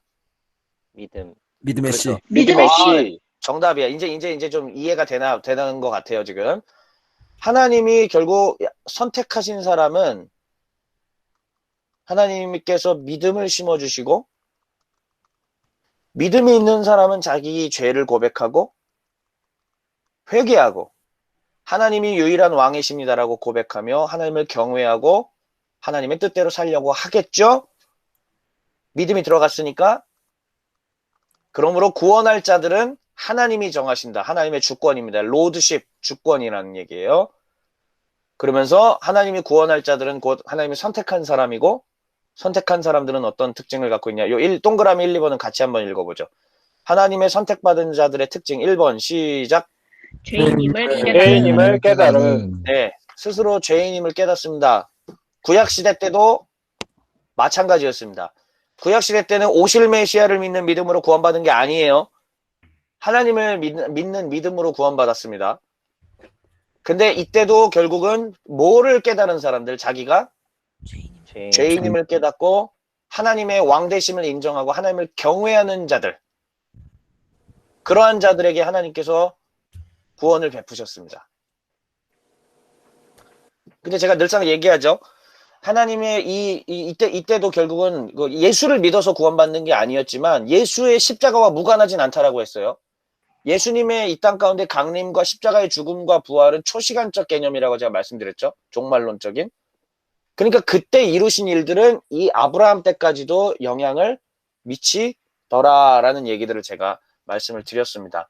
그런데 이게 이제 뚜렷하게는 하나님께서 이 십자가가 결국은 구원의 원리가 완전히 눈앞에 빡 하고 다들 그 원리가 뭔지 사람들이 으악 하고 다 알아버린 거예요. 구약 때까지는 약간 좀 이렇게 베일에 가려있는 느낌이었는데 십자가 통해서 팍 다 드러나버, 아, 저게 하나님이 우리를 건지는 원리구나. 그런데 그럼에도 불구하고, 그러니까 그럼에도 불구하고가 아니라 구약 때는 이게 약간 베일에 쌓여 있어. 그래서 구약 때는 그래도 어떻게 구원받았냐면, 하나님, 우리가 죄를 고백하고 하나님의 은혜를 사모할 때, 하나님의 왕되심을 인정할 때 구원받았습니다. 근데 이 모든 것들도 결국은 이때 예수 그리스도의 이것이 초시간적으로 영향을 미치기 때문에 그 일이 일어나게 됐다라는 것까지.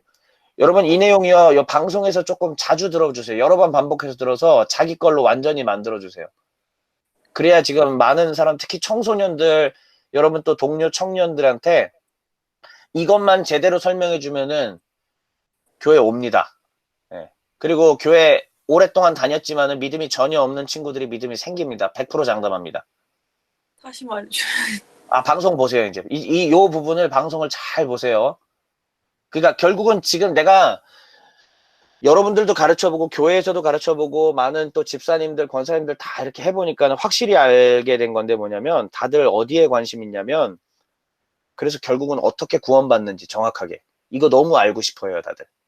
근데 우리는 그동안 교회에서 너무 막연하게만 얘기해줬어요. 근데 지금 여러분들 이 로마서를 이렇게까지 탈탈 털잖아요. 이게 정말 깊이 있게 이거를 알아내는 거거든요. 그래서 여러분들이 지금 이 방송을 좀 더 다시 들으시면서 구원의 원리들이 무엇인지, 지난 시간에 이어지는 개념들입니다. 그래서 많은 동료들에게, 또 많은 섬기는 어린이들에게, 청소년들에게 잘 설명해 주기를 좀 바라요. 넘어가서. 자, 그러면 이제 여기까지 아브라함까지 이렇게 왔어요. 선택이. 하나님의 선택이 아브라함까지 왔어요. 자, 그럼 아브라함, 여기 이제 점이 가경이다. 이제 여기서 잘 봐요. 기가 막힙니다. 이제. 보시면, 이제 아브라함의 스토리 여러분들 대충 알죠? 자, 아브라함 하면은 뭐 떠오르는 거 뭐뭐 있어요?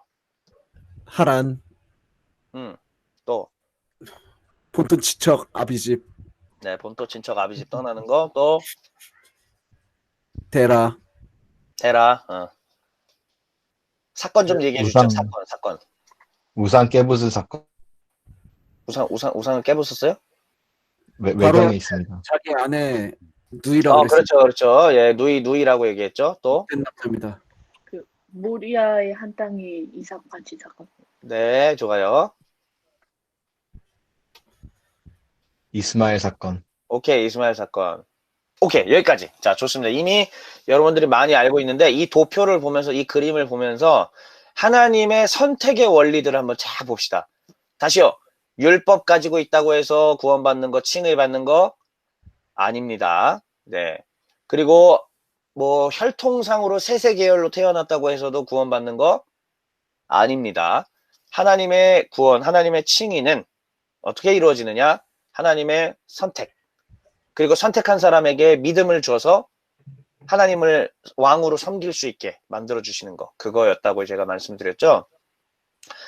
아브라함이라는 한 사람이 있습니다. 아브라함의 이 사람은 한 가지 사건을 기준으로 그 이전과 이후로 나눠져요. 자, 이거는 다 외우셔야 됩니다. 할례가 처음 등장하는 장면이 몇 장? 17장. 네, 창세기 17장입니다. 꼭 외우셔야 돼요. 꼭 외우셔야 됩니다. 이 장엄한 장면은 성경으로 한번 봅시다. 자, 아브라함이 99세 때에 여호와께서 아브라함에게 나타나서 그에게 이르시되, 자, 정동지 하나님 대사 한번 읽어주시죠. 여기 2절까지. 2절부터 읽어요. 아니, 1절 여기 나는부터 시작해서 하나님 대사처럼 해주세요. 동굴 소리처럼. 나는 죄송합니다. 아주 나는 좋았어요. 전능한 하나님이라. 너는 내 앞에서 행하여 완전하라. 내가 내 언약을 나와 너 사이에 두어 너를 크게 번성하게 하리라 하시니. 자, 이게 여기까지. 그러니까 이게 결국은 뭐냐면, 이렇게 하나님하고 언약 맺고 막 하나님이 번성하게 해주신다고 했는데 아브라함이 한 게 뭐 있어? 사실 한 거 있어요? 없어요. 네, 그 이전에 12장도 마찬가지잖아. 처음에 너는 너의 본토 친척 아비집을 떠나 내게 내가 보여줄 땅으로 가라 할 때 그때도 한 게 뭐가 있어? 아브라함이 아무것도 없죠. 근데 이게 하나님의 은혜라는 거예요. 은혜로 하나님께서 아브라함을 선택하신 겁니다. 선택해서 하나님께서 하나님을 경외하는 백성들을 만들어 내겠다는 얘기지. 자, 그래 놓고 언약을 맺는데 그 언약을 잠깐만. 자, 언약을 지키고 여기다 9절 하나님이 또 아브라함에게 이르시되 그런즉 너는 내 언약을 지키고 내 후손도 대대로 지키라 라고 해서 하나님과 이 백성 아브라함의 사이에 맺어진 언약을 눈으로 보일 수 있게 한 것이 바로 그 표징이 뭐냐면은 할례라는 거였어요. 자, 정동지 10절 11절 큐. 너희 중 남자는 다 할례를 받으라. 이것이 나와 너희와 너희 후손 사이에 지킬 내 언약이니라. 너희는 포피를 베어라. 이것이 나와 너희 사이의 언약의 표징이니라. 자, 보시면 이걸로 칭의하신다라는 게 아니라 이걸로 언약 맺은 것에 대한 표식을 삼겠다라는 얘기죠. 이해되십니까? 자, 다시요. 네. 이것을 통하여 하나님께서 우리를 언약 백성으로 삼으신 거를 표시하겠다라는 거지. 이 자체가 구원이라는 얘기는 아니에요. 아니죠.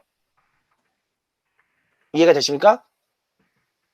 자, 우리 조경삼 손이 바쁘게 움직이고 있습니다. 화면 넘기고. 자, 다시 보시면 그래서 이 할례 사건이 결정적으로 율법의 어떤 처음 효시같이 보이는 거잖아요. 율법의 가장 상징적인 거. 이 할례 이전의 아브라함과 할례 이후의 아브라함으로 나눠서 생각을 해야 되는데, 자 보세요. 그럼 할례 이전의 아브라함입니다. 자, 이번 종족이 그 뭐 종족이라고 해야 돼? 인종 뭐예요? 이 당시에는 갈대 우르 사람. 그냥 갈대 이방인이야 사람. 그냥 아무것도 아니야. 그러니까 유대인도 아니고 뭐 이스라엘도 아니고 그냥 아무것도 아니에요. 그러니까 이방인이라는 개념도 웃긴 거예요, 사실. 그냥 셈족 계열의 뭐 어떤 그냥 한 사람이에요. 언타이틀. 그렇죠? 예. 원타이틀입니다. 자, 할례 이후에는 그러면은 할례를 받았고 하나님과 언약 백성이 되어 있기 때문에 이때도 유대인이라고 말할 수는 없죠, 사실. 엄밀히 말하면 유대인은 언제 나온 거야? 포로기 나라 망하고 나서부터 본격적으로 유대인 개념 나온 거예요. 북왕국 사람과 구분지어서 우리는 어디 출신이다? 우리는 유다 출신이다 해가지고 그때부터 본격적으로 유대인이 나온 거지.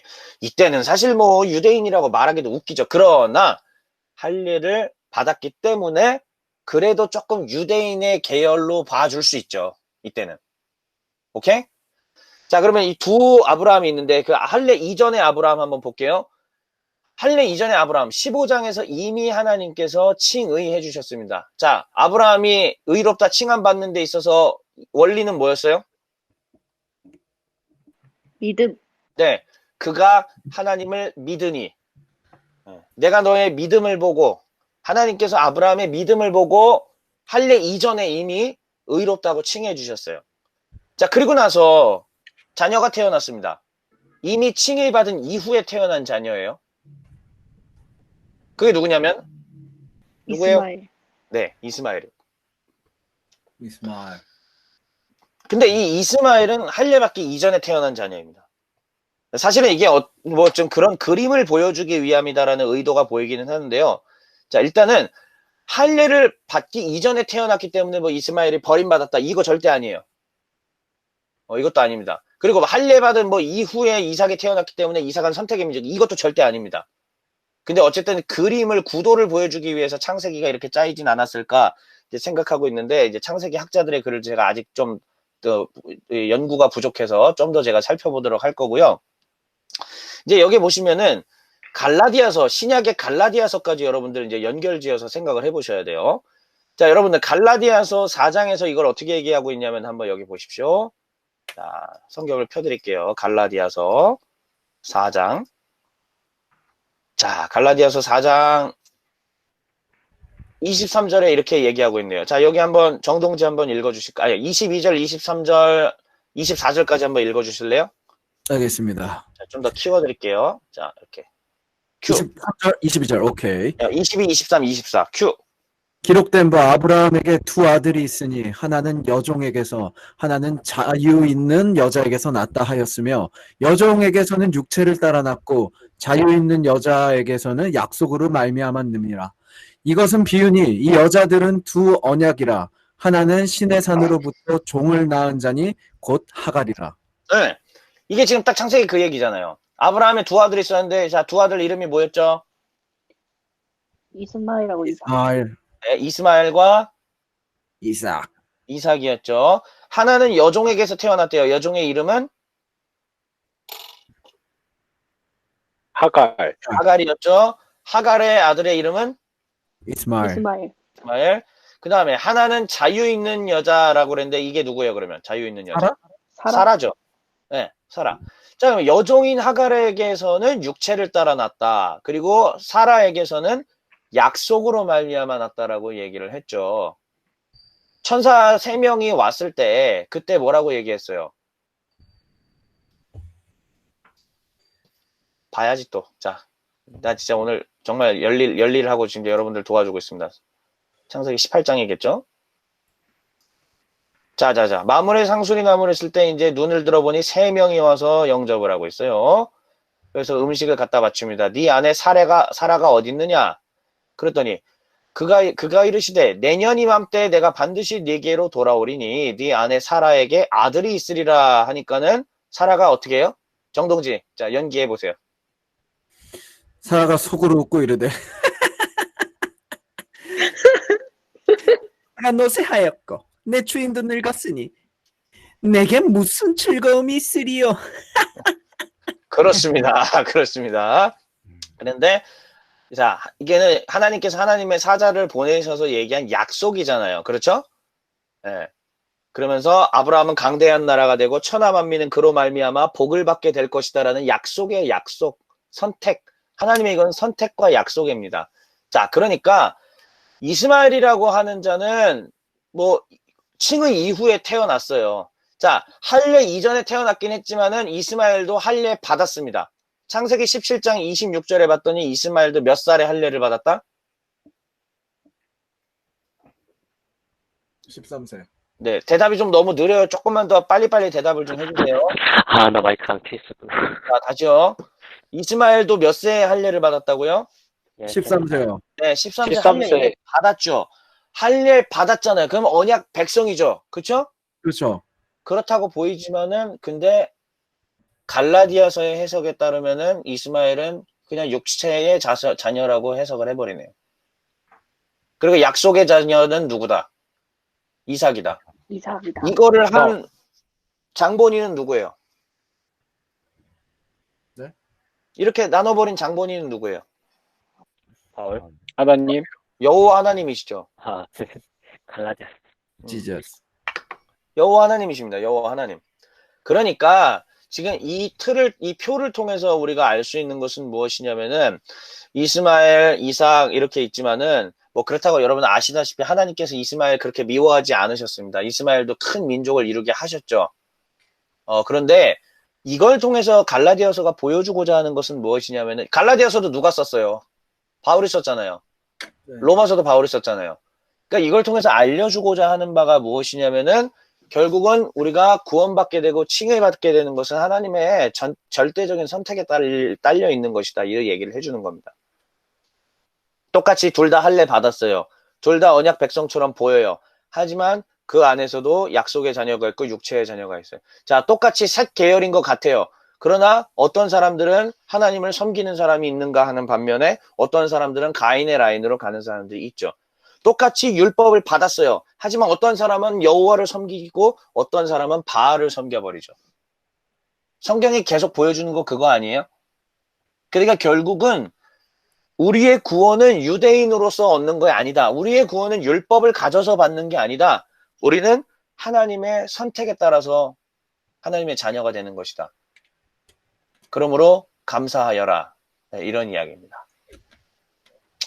자, 이제 거의 다 끝났습니다. 마지막으로. 자, 이제 여기 뒤까지 읽고 간단하게 이야기하고 마칠게요. 자, 조경삼 씨 18절부터 25절까지 끝까지 쭉 한번 읽어보겠습니다. 자, 18절부터. 아브라함은 희망이 사라진 때에도 바라면서 믿었으므로 너의 자손이 이와 같이 많아질 것이다 하신 말씀대로 많은 민족의 조상이 되었습니다. 그는 나이가 100세가 되어서 자기 몸에 이미 죽은 것이나 다름없고 또한 사라의 태도 죽은 것이나 다름없는 줄 알면서도 그는 믿음이 약해지지 않았습니다. 그는 하나님의 약속을 믿고 의심하지 않았습니다. 오히려 그는 믿음이 굳세어져서 하나님께 영광을 돌렸습니다. 그는 하나님께서 스스로 약속하신 바를 능히 이루실 것이라고 확신하였습니다. 그래서 하나님께서는 이것을 보시고 그를 의롭다고 여겨주셨습니다. 그가 의롭다는 인정을 받았다 하는 말은 아브라함을 위하여 기록된 것이 아니라 하나님께서 의롭다고 여겨주실 우리, 곧 우리 주 예수를 죽은 사람의 가운데서 살리신 분을 믿는 우리까지도 위한 것입니다. 예수는 우리의 범죄 때문에 죽임을 당하셨고 우리를 의롭게 하시라고 살아나셨습니다. 아멘. 자, 그러니까 이 논지가 이해됩니까? 위에서부터 계속 율법이 의미가 있느냐, 율법으로 자랑할 수 있느냐, 하나님은 유대인만의 하나님이시냐, 그럼 율법은 파기해야 되느냐, 정답, 노, 얘기하고. 했던 이 모든 이유가 지금 다 여기에 들어있는 겁니다. 율법으로는 구원받는 거 아니다. 유대인으로서도 구원받는 거 아니다. 결국은 우리의 구원은, 우리의 칭의는 뭐에 달려있는 거다? 답이 믿음. 너무 느려. 이게 바로 나와야 되는데 어떻게 이렇게 안 나올 수 있어요? 다시. 자, 다시 한번 잘 생각해봐요. 믿음 맞아요. 믿음 맞아요. 다시요. 유대인으로서 구원받는 게 아니다. 율법으로 구원받는 게 아니다. 우리는 어떠한 그런 예식을 치러서도 구원받는 게 아니다. 우리가 율법을 가졌어도 우리가 다윗의 후손이라 할지라도 그걸로도 의롭다고 받는 거 아니다. 너희 유대인들아 너희들이 그렇게 믿고 있지만은 그거는 틀린 이야기다. 자, 봐라. 아브라함 이야기 한번 살펴봐라. 셋 계열들이 어떻게 갔는지 한번 살펴봐라. 아브라함의 자손들은 또 어떻게 됐는지 한번 살펴봐라. 결국은 아브라함의 믿음이 어땠느냐? 아브라함이 믿어서 하나님 앞에 의롭다고 칭함받지 않았느냐? 너희들의 모든 잘못된 생각을 바꾸어라. 자, 다시요. 그러므로 이런 것으로 구원받는 게 아니라 오직 우리는 뭘로 말미암아 칭을 받는다? 믿음. 믿음. 믿음. 그렇죠. 피스티스입니다. 이 답이 나와야 돼. 빨리. 네. 그러니까 아브라함이 가지고 있던 믿음이라는 거를 지금 4장에서 쫙 보여준 거예요. 아브라함의 믿음을 쭉 보여준 거예요. 자, 다시요.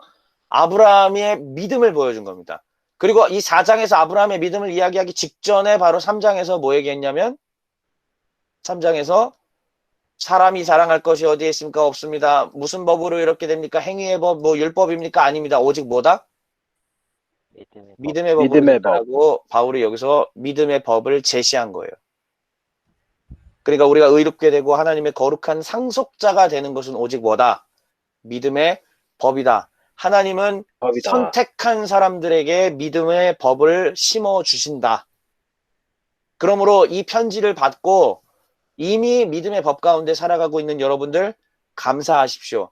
그리고 그렇지 않은 사람들을 믿음의 법으로 인도해 주십시오. 이런 얘기예요. 자, 아브라함이 하나님을 이와 같이 믿어서 의롭게 된 것을 보셨습니까? 여러분들? 자, 이제 지금 바울이 이 수신자들한테 하는 얘기예요. 자, 저의 논리를 한번 따라와 보세요.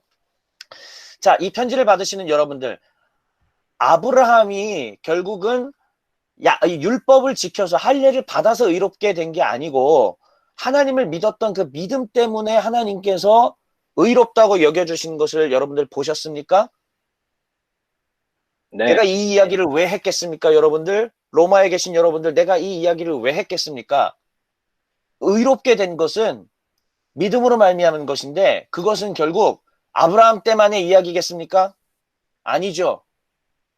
지금 이 편지를 받으시는 여러분, 그리고 나, 바울, 하나님께서 의롭다고 여겨주실 바로 우리를 위해서 이 이야기를 하는 것입니다. 그럼 우리는 어떻게 하나님의 의를 덧입게 됩니까? 율법을 지켜섭니까? 우리가 아니면은 뭐 뭔가를 행동으로 해서 행위의 법으로 해서 합니까? 할례를 받아섭니까? 음식법을 지켜섭니까? 아니죠. 우리를 위해서 죽으시고 부활하신 예수, 그 예수를 다시 살리신 그분, 하나님께서 바로 우리를 의롭게 하신다라는 사실. 하나님께서 우리 또한 예수로 말미암아 우리 또한 건져주실 것이라는 것, 그것을 나는 여러분들에게 설명하기 위해 이 편지를 들었던 것입니다. 편지를 들었다. 이 펜을 들었던 것입니다. 바울이 이 얘기를 하는 거예요.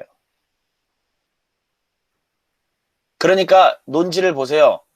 이게 지금 우리가 예수 믿어서 구원받는다라는 편지인가요, 로마서가? 아니죠. 하나님이 아니요. 우리를 건지시고자 이 일을 하신다라는 게 전체적인 논지예요. 그러니까 이신칭의가 주제가 아니라고 하는 겁니다. 이신칭의는 부제인 거예요. 이신칭의는 진리지만 로마서 내에서는 부제예요. 부제. 주제가 아니야. 주제는 결국 뭐냐?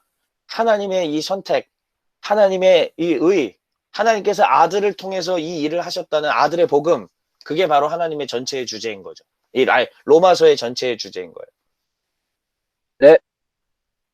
일단은 4장, 오늘 제가 생각한 진도는 여기까지 다 나갔고요. 그래도 9시가 다 됐네. 아이고.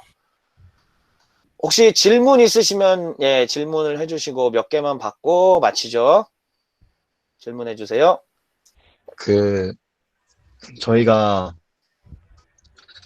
구원은 행위를 통해서 받는 게 아니잖아요. 근데 타락이라는 거는 행위를 통해서 받게 되는 겁니까? 타락이 행위를 통해 받는다는 게 무슨 말이죠? 심판 말하는 거예요, 심판? 이미, 네, 심판은 행위로 말미암아 받습니다. 그런데,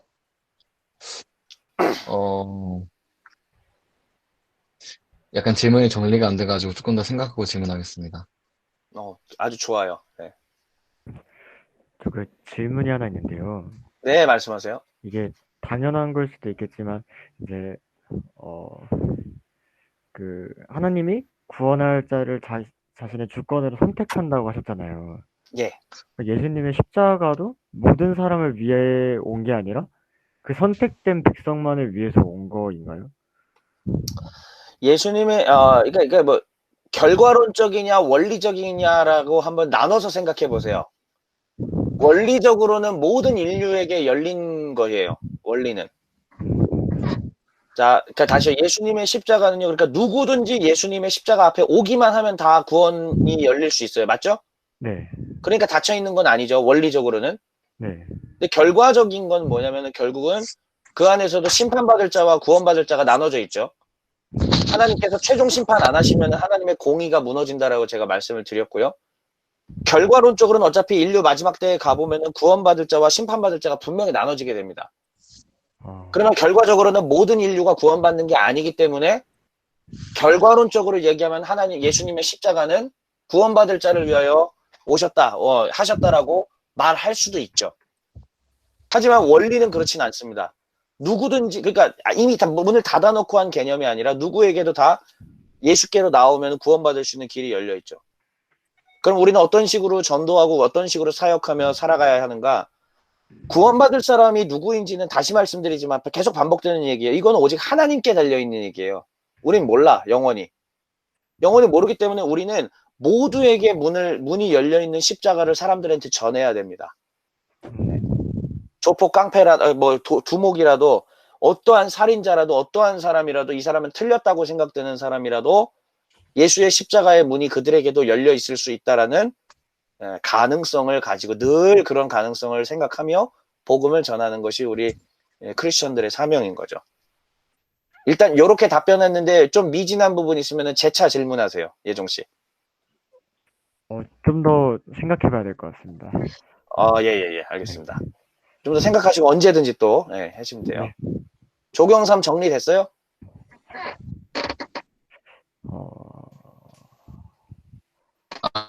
생각하다가 답이 나와가지고 괜찮을 것 같습니다.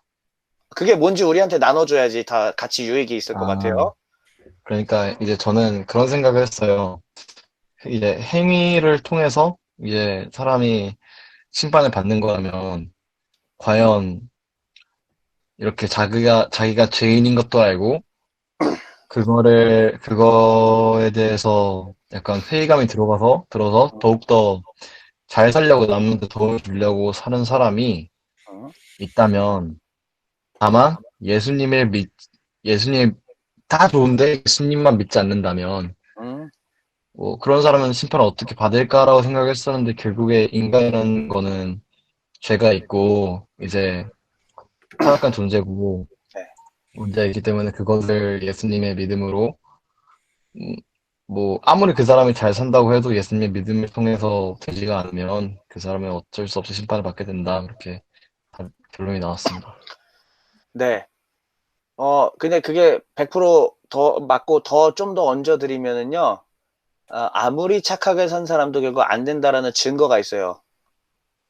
뭐냐면, 예수님의 십자가의 희생제사, 그러니까 십자가의 그 속죄제사잖아요. 십자가 사건이 속죄제사잖아요. 완전한 속죄제사. 근데 이게 아니고서는 사망을 아무도 이길 수가 없다. 그러니까 어떤 사람도 이 죽음의 권세를 깰 수 없어요. 모두가 다 사망 아래 놓여 있다라는. 그러니까 예수님의 십자가 없으면 사망의 권세를 이길 자가 아무도 없어요. 이렇게 되면 하나 더 얹어서 이제 말씀드리는 거예요. 네. 자, 정동지 조명으로 지금 자기 자신을 굉장히 뽀샤시하게 계속 작업하시던데, 뭐 하실 얘기 없어요? 질문이나? 생각해 보겠습니다. 네. 한 분만 더 질문을 받겠습니다. 질문 하나 더 있습니다. 네, 말씀하세요. 그 복음서 어딘지 기억이 안 나는데, 예수님을 위해, 복음을 듣고, 내가 주를 위해 이런 것도 저런 것도 했다라고 얘기했지만, 그 사람은 예수님의 내가 너가 누군지 알지 못한다라고 이렇게 반응했던 사람이 있었잖아요. 네. 근데 그 사람이 했던 일 중에, 이제, 제 기억상으로는 이제, 성령님이 하셔야만 했었던 일들도 있었던 것 같은데, 그러면 우리는 교회에서 많은 일들을 하지만, 그리고 실질적으로 말씀에 나타난 일들도 나타낼 수 있는 사람들도 있지만, 근데 끝내 구원 받았는지 안 받았는지는 모른다라고 얘기를 해야 되는 건가요? 구원받았는지 아느냐 모르느냐 이 얘기죠? 네네네. 어, 항상 사람들이 그걸 궁금해. 그러니까 대부분의 관심이 구원이라니까. 네, 대부분 사람들의 관심이 구원이고요. 일전에 몇 년 전에 형제사역단에서 제가 우리 회원들한테 한번 말씀드린 적이 있는데 구원을 받았다라고 섣불리 선언하지 말라고 했었어요. 왜냐면은 구원을 받았는지 안 받았는지 정확하게 아무도 몰라요. 그리고 마지막 때까지 가봐야 하는 거고요. 그 중간에 배도할지 누가 어떻게 알아요? 그렇죠? 네. 히브리서 6장에도 보면은 한번 빛의 비침을 받고 난 뒤에도 타락하는 사람들의 이야기가 있다고 제가 말씀을 드렸었고, 그렇기 때문에 구원을 받았느냐 안 받았느냐를 섣불리 선언하기보다는요, 이런 식의 표현들을 좀 하도록 유도를 했었어요. 나는 죄인이고 나는 부족한 사람인데 하나님의 말씀에 기록된 말씀에 근거했을 때 이래 하고 요래 한 사람들에게 하나님께서 하나님의 자녀로 삼아주신다라고 약속했으니 나는 기록된 말씀에 의존하여 내가 구원받은 주의 성도가 될 것을 믿음으로 받아들입니다. 되게 길고 막 참 너무 부질없는 말 같지만은 근데 그게 정확한 표현이에요. 내가 이걸 신앙합니다라고 표현하는 거지 구원 받았습니다라는 선언하고는 다른 얘기잖아요. 그렇죠. 그렇죠. 예. 그러니까 저도 지금 저 역시도 마찬가지예요. 안 그럴 거라고 믿지만 제가 언제 중간에 배도할지 언제 하나님을 버릴지 아무도 몰라요. 그러니까 마지막까지도 구원을 허락하실 주님을 끝까지 신뢰하고 간절한 마음으로 살아야죠. 그러니까 구원이 가벼운 게 아니라는 거를 저는 늘 생각하고 사는 거예요. 한 번 십자가의 은혜로 내가 뭐 한 번 회심 체험, 한 번 수련회 때 은혜 이걸로 구원받았다 땡 그러면은 칭의를 해버리고 성화 과정을 또 안 해버리는 이러한 폐단을 구원파적인 한국 기독교를 만들어내게 되기 때문에 그렇지 않습니다. 늘 두렵고 떨리는 마음으로 하나님 끝까지 나를 구원하실 때까지 내가 주의 뜻대로 언약 백성으로 주의 상속자로 합당하게 살아가겠습니다. 도와주세요. 이렇게 살아요. 답이 좀 되셨을지 모르겠습니다. 네. 좀 더 생각해 보겠습니다. 네네네. 좋습니다. 자, 그러면은 느낀 점 딱 두 분만 얘기하고 마치겠습니다. 조경삼 진행해 주세요. 두 명의 느낀 점을 유도해 주시고 마치시면 됩니다. 질문을 안 하셨던 분들 있지 않습니까?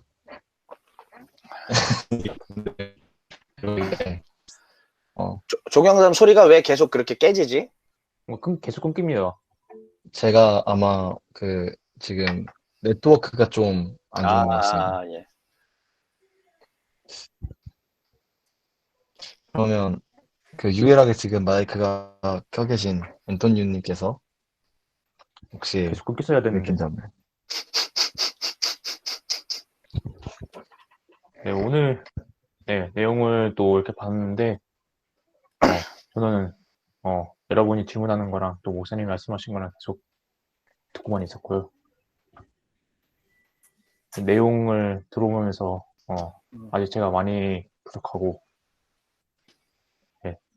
많이 아직 갈 길이 멀구나 여러 걸 깨달았고 구원에 대해서 조금 생각이 많아진 것 같아요. 구원에 대한 얘기가 아까부터 자꾸 오가니까 전 여기까지입니다. 알겠습니다. 자, 그러면 저희가 이제 이렇게 진행하시면서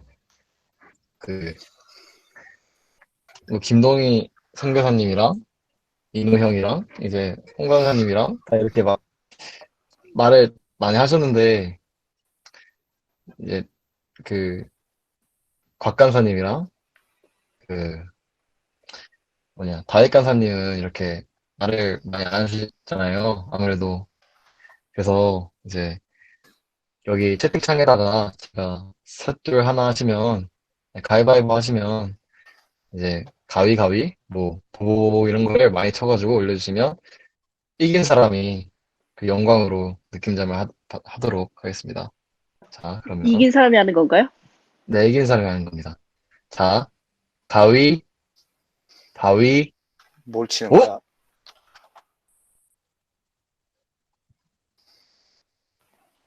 왜, 그러면 그 다윗청이 이제 다윗 간사님이 마이크가 안 되시니까 지명 간사님이 하시는 걸로. 가위바위보 왜 했어요?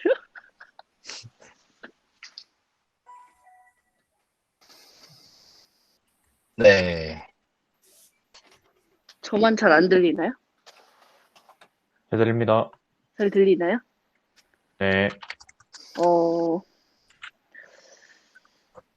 저는 오늘 강의 들으면서 조금 선택과 약속에 대한 내용에 좀 새롭게 된 내용에 좀 생각을 좀 다르게 해봤던 것 같고, 이제 우리가 계속 이제 그 당시 이제 유대인들은 율법을 너무 신성시했기 때문에 믿음의 법을 이제 새롭게 바울이 이제 그걸 설명해주면서 그 부분을 깊게 지금 풀고 가고 있는데, 그 과정에서 오늘 들었던 거는 선택과 약속에 대한 부분이어서, 내가 지금 신앙생활 하고 있는 부분에서 하나님과 선택과 약속에 대한 부분이 어떤 부분이 있을까라는 생각을 좀 많이 하게 되었던 것 같고, 이 내용과는 또 별개로 항상 끝나고 이제 질문을 이제 하시잖아요.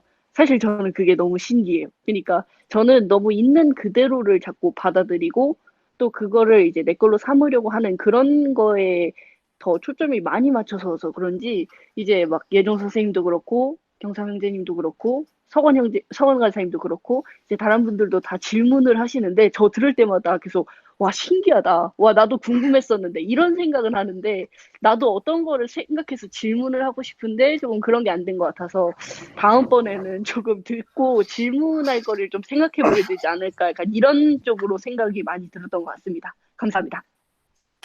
네, 감사합니다. 느낌잠을 다 들었고, 다시 목사님께 진행을 넘기도록 하겠습니다.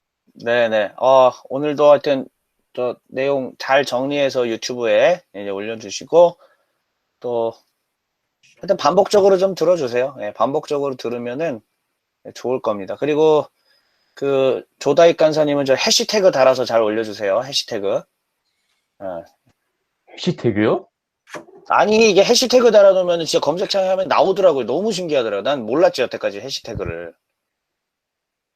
그러니까 예를 들면은 지금 고린도전서 하고 있는 것도 해시태그 막 한 20개 달아놨거든요. 그랬더니 그 하다 나오더라고. 검색하니까 그 걸려서 나와요. 그러니까. 예. 그러니까 우리도 뭐 로마서 아니면 뭐 이렇게 그냥 개그 뭐 이런 식으로 해가지고 해시태그 좀 달아주세요. 예. 개그 치니 로마서 강의 중이고 그렇지. 개그 로마서 치는데 막 나오는 거야 우리가. 샵 개그치니. 예, 샵 좋습니다. 강의 중.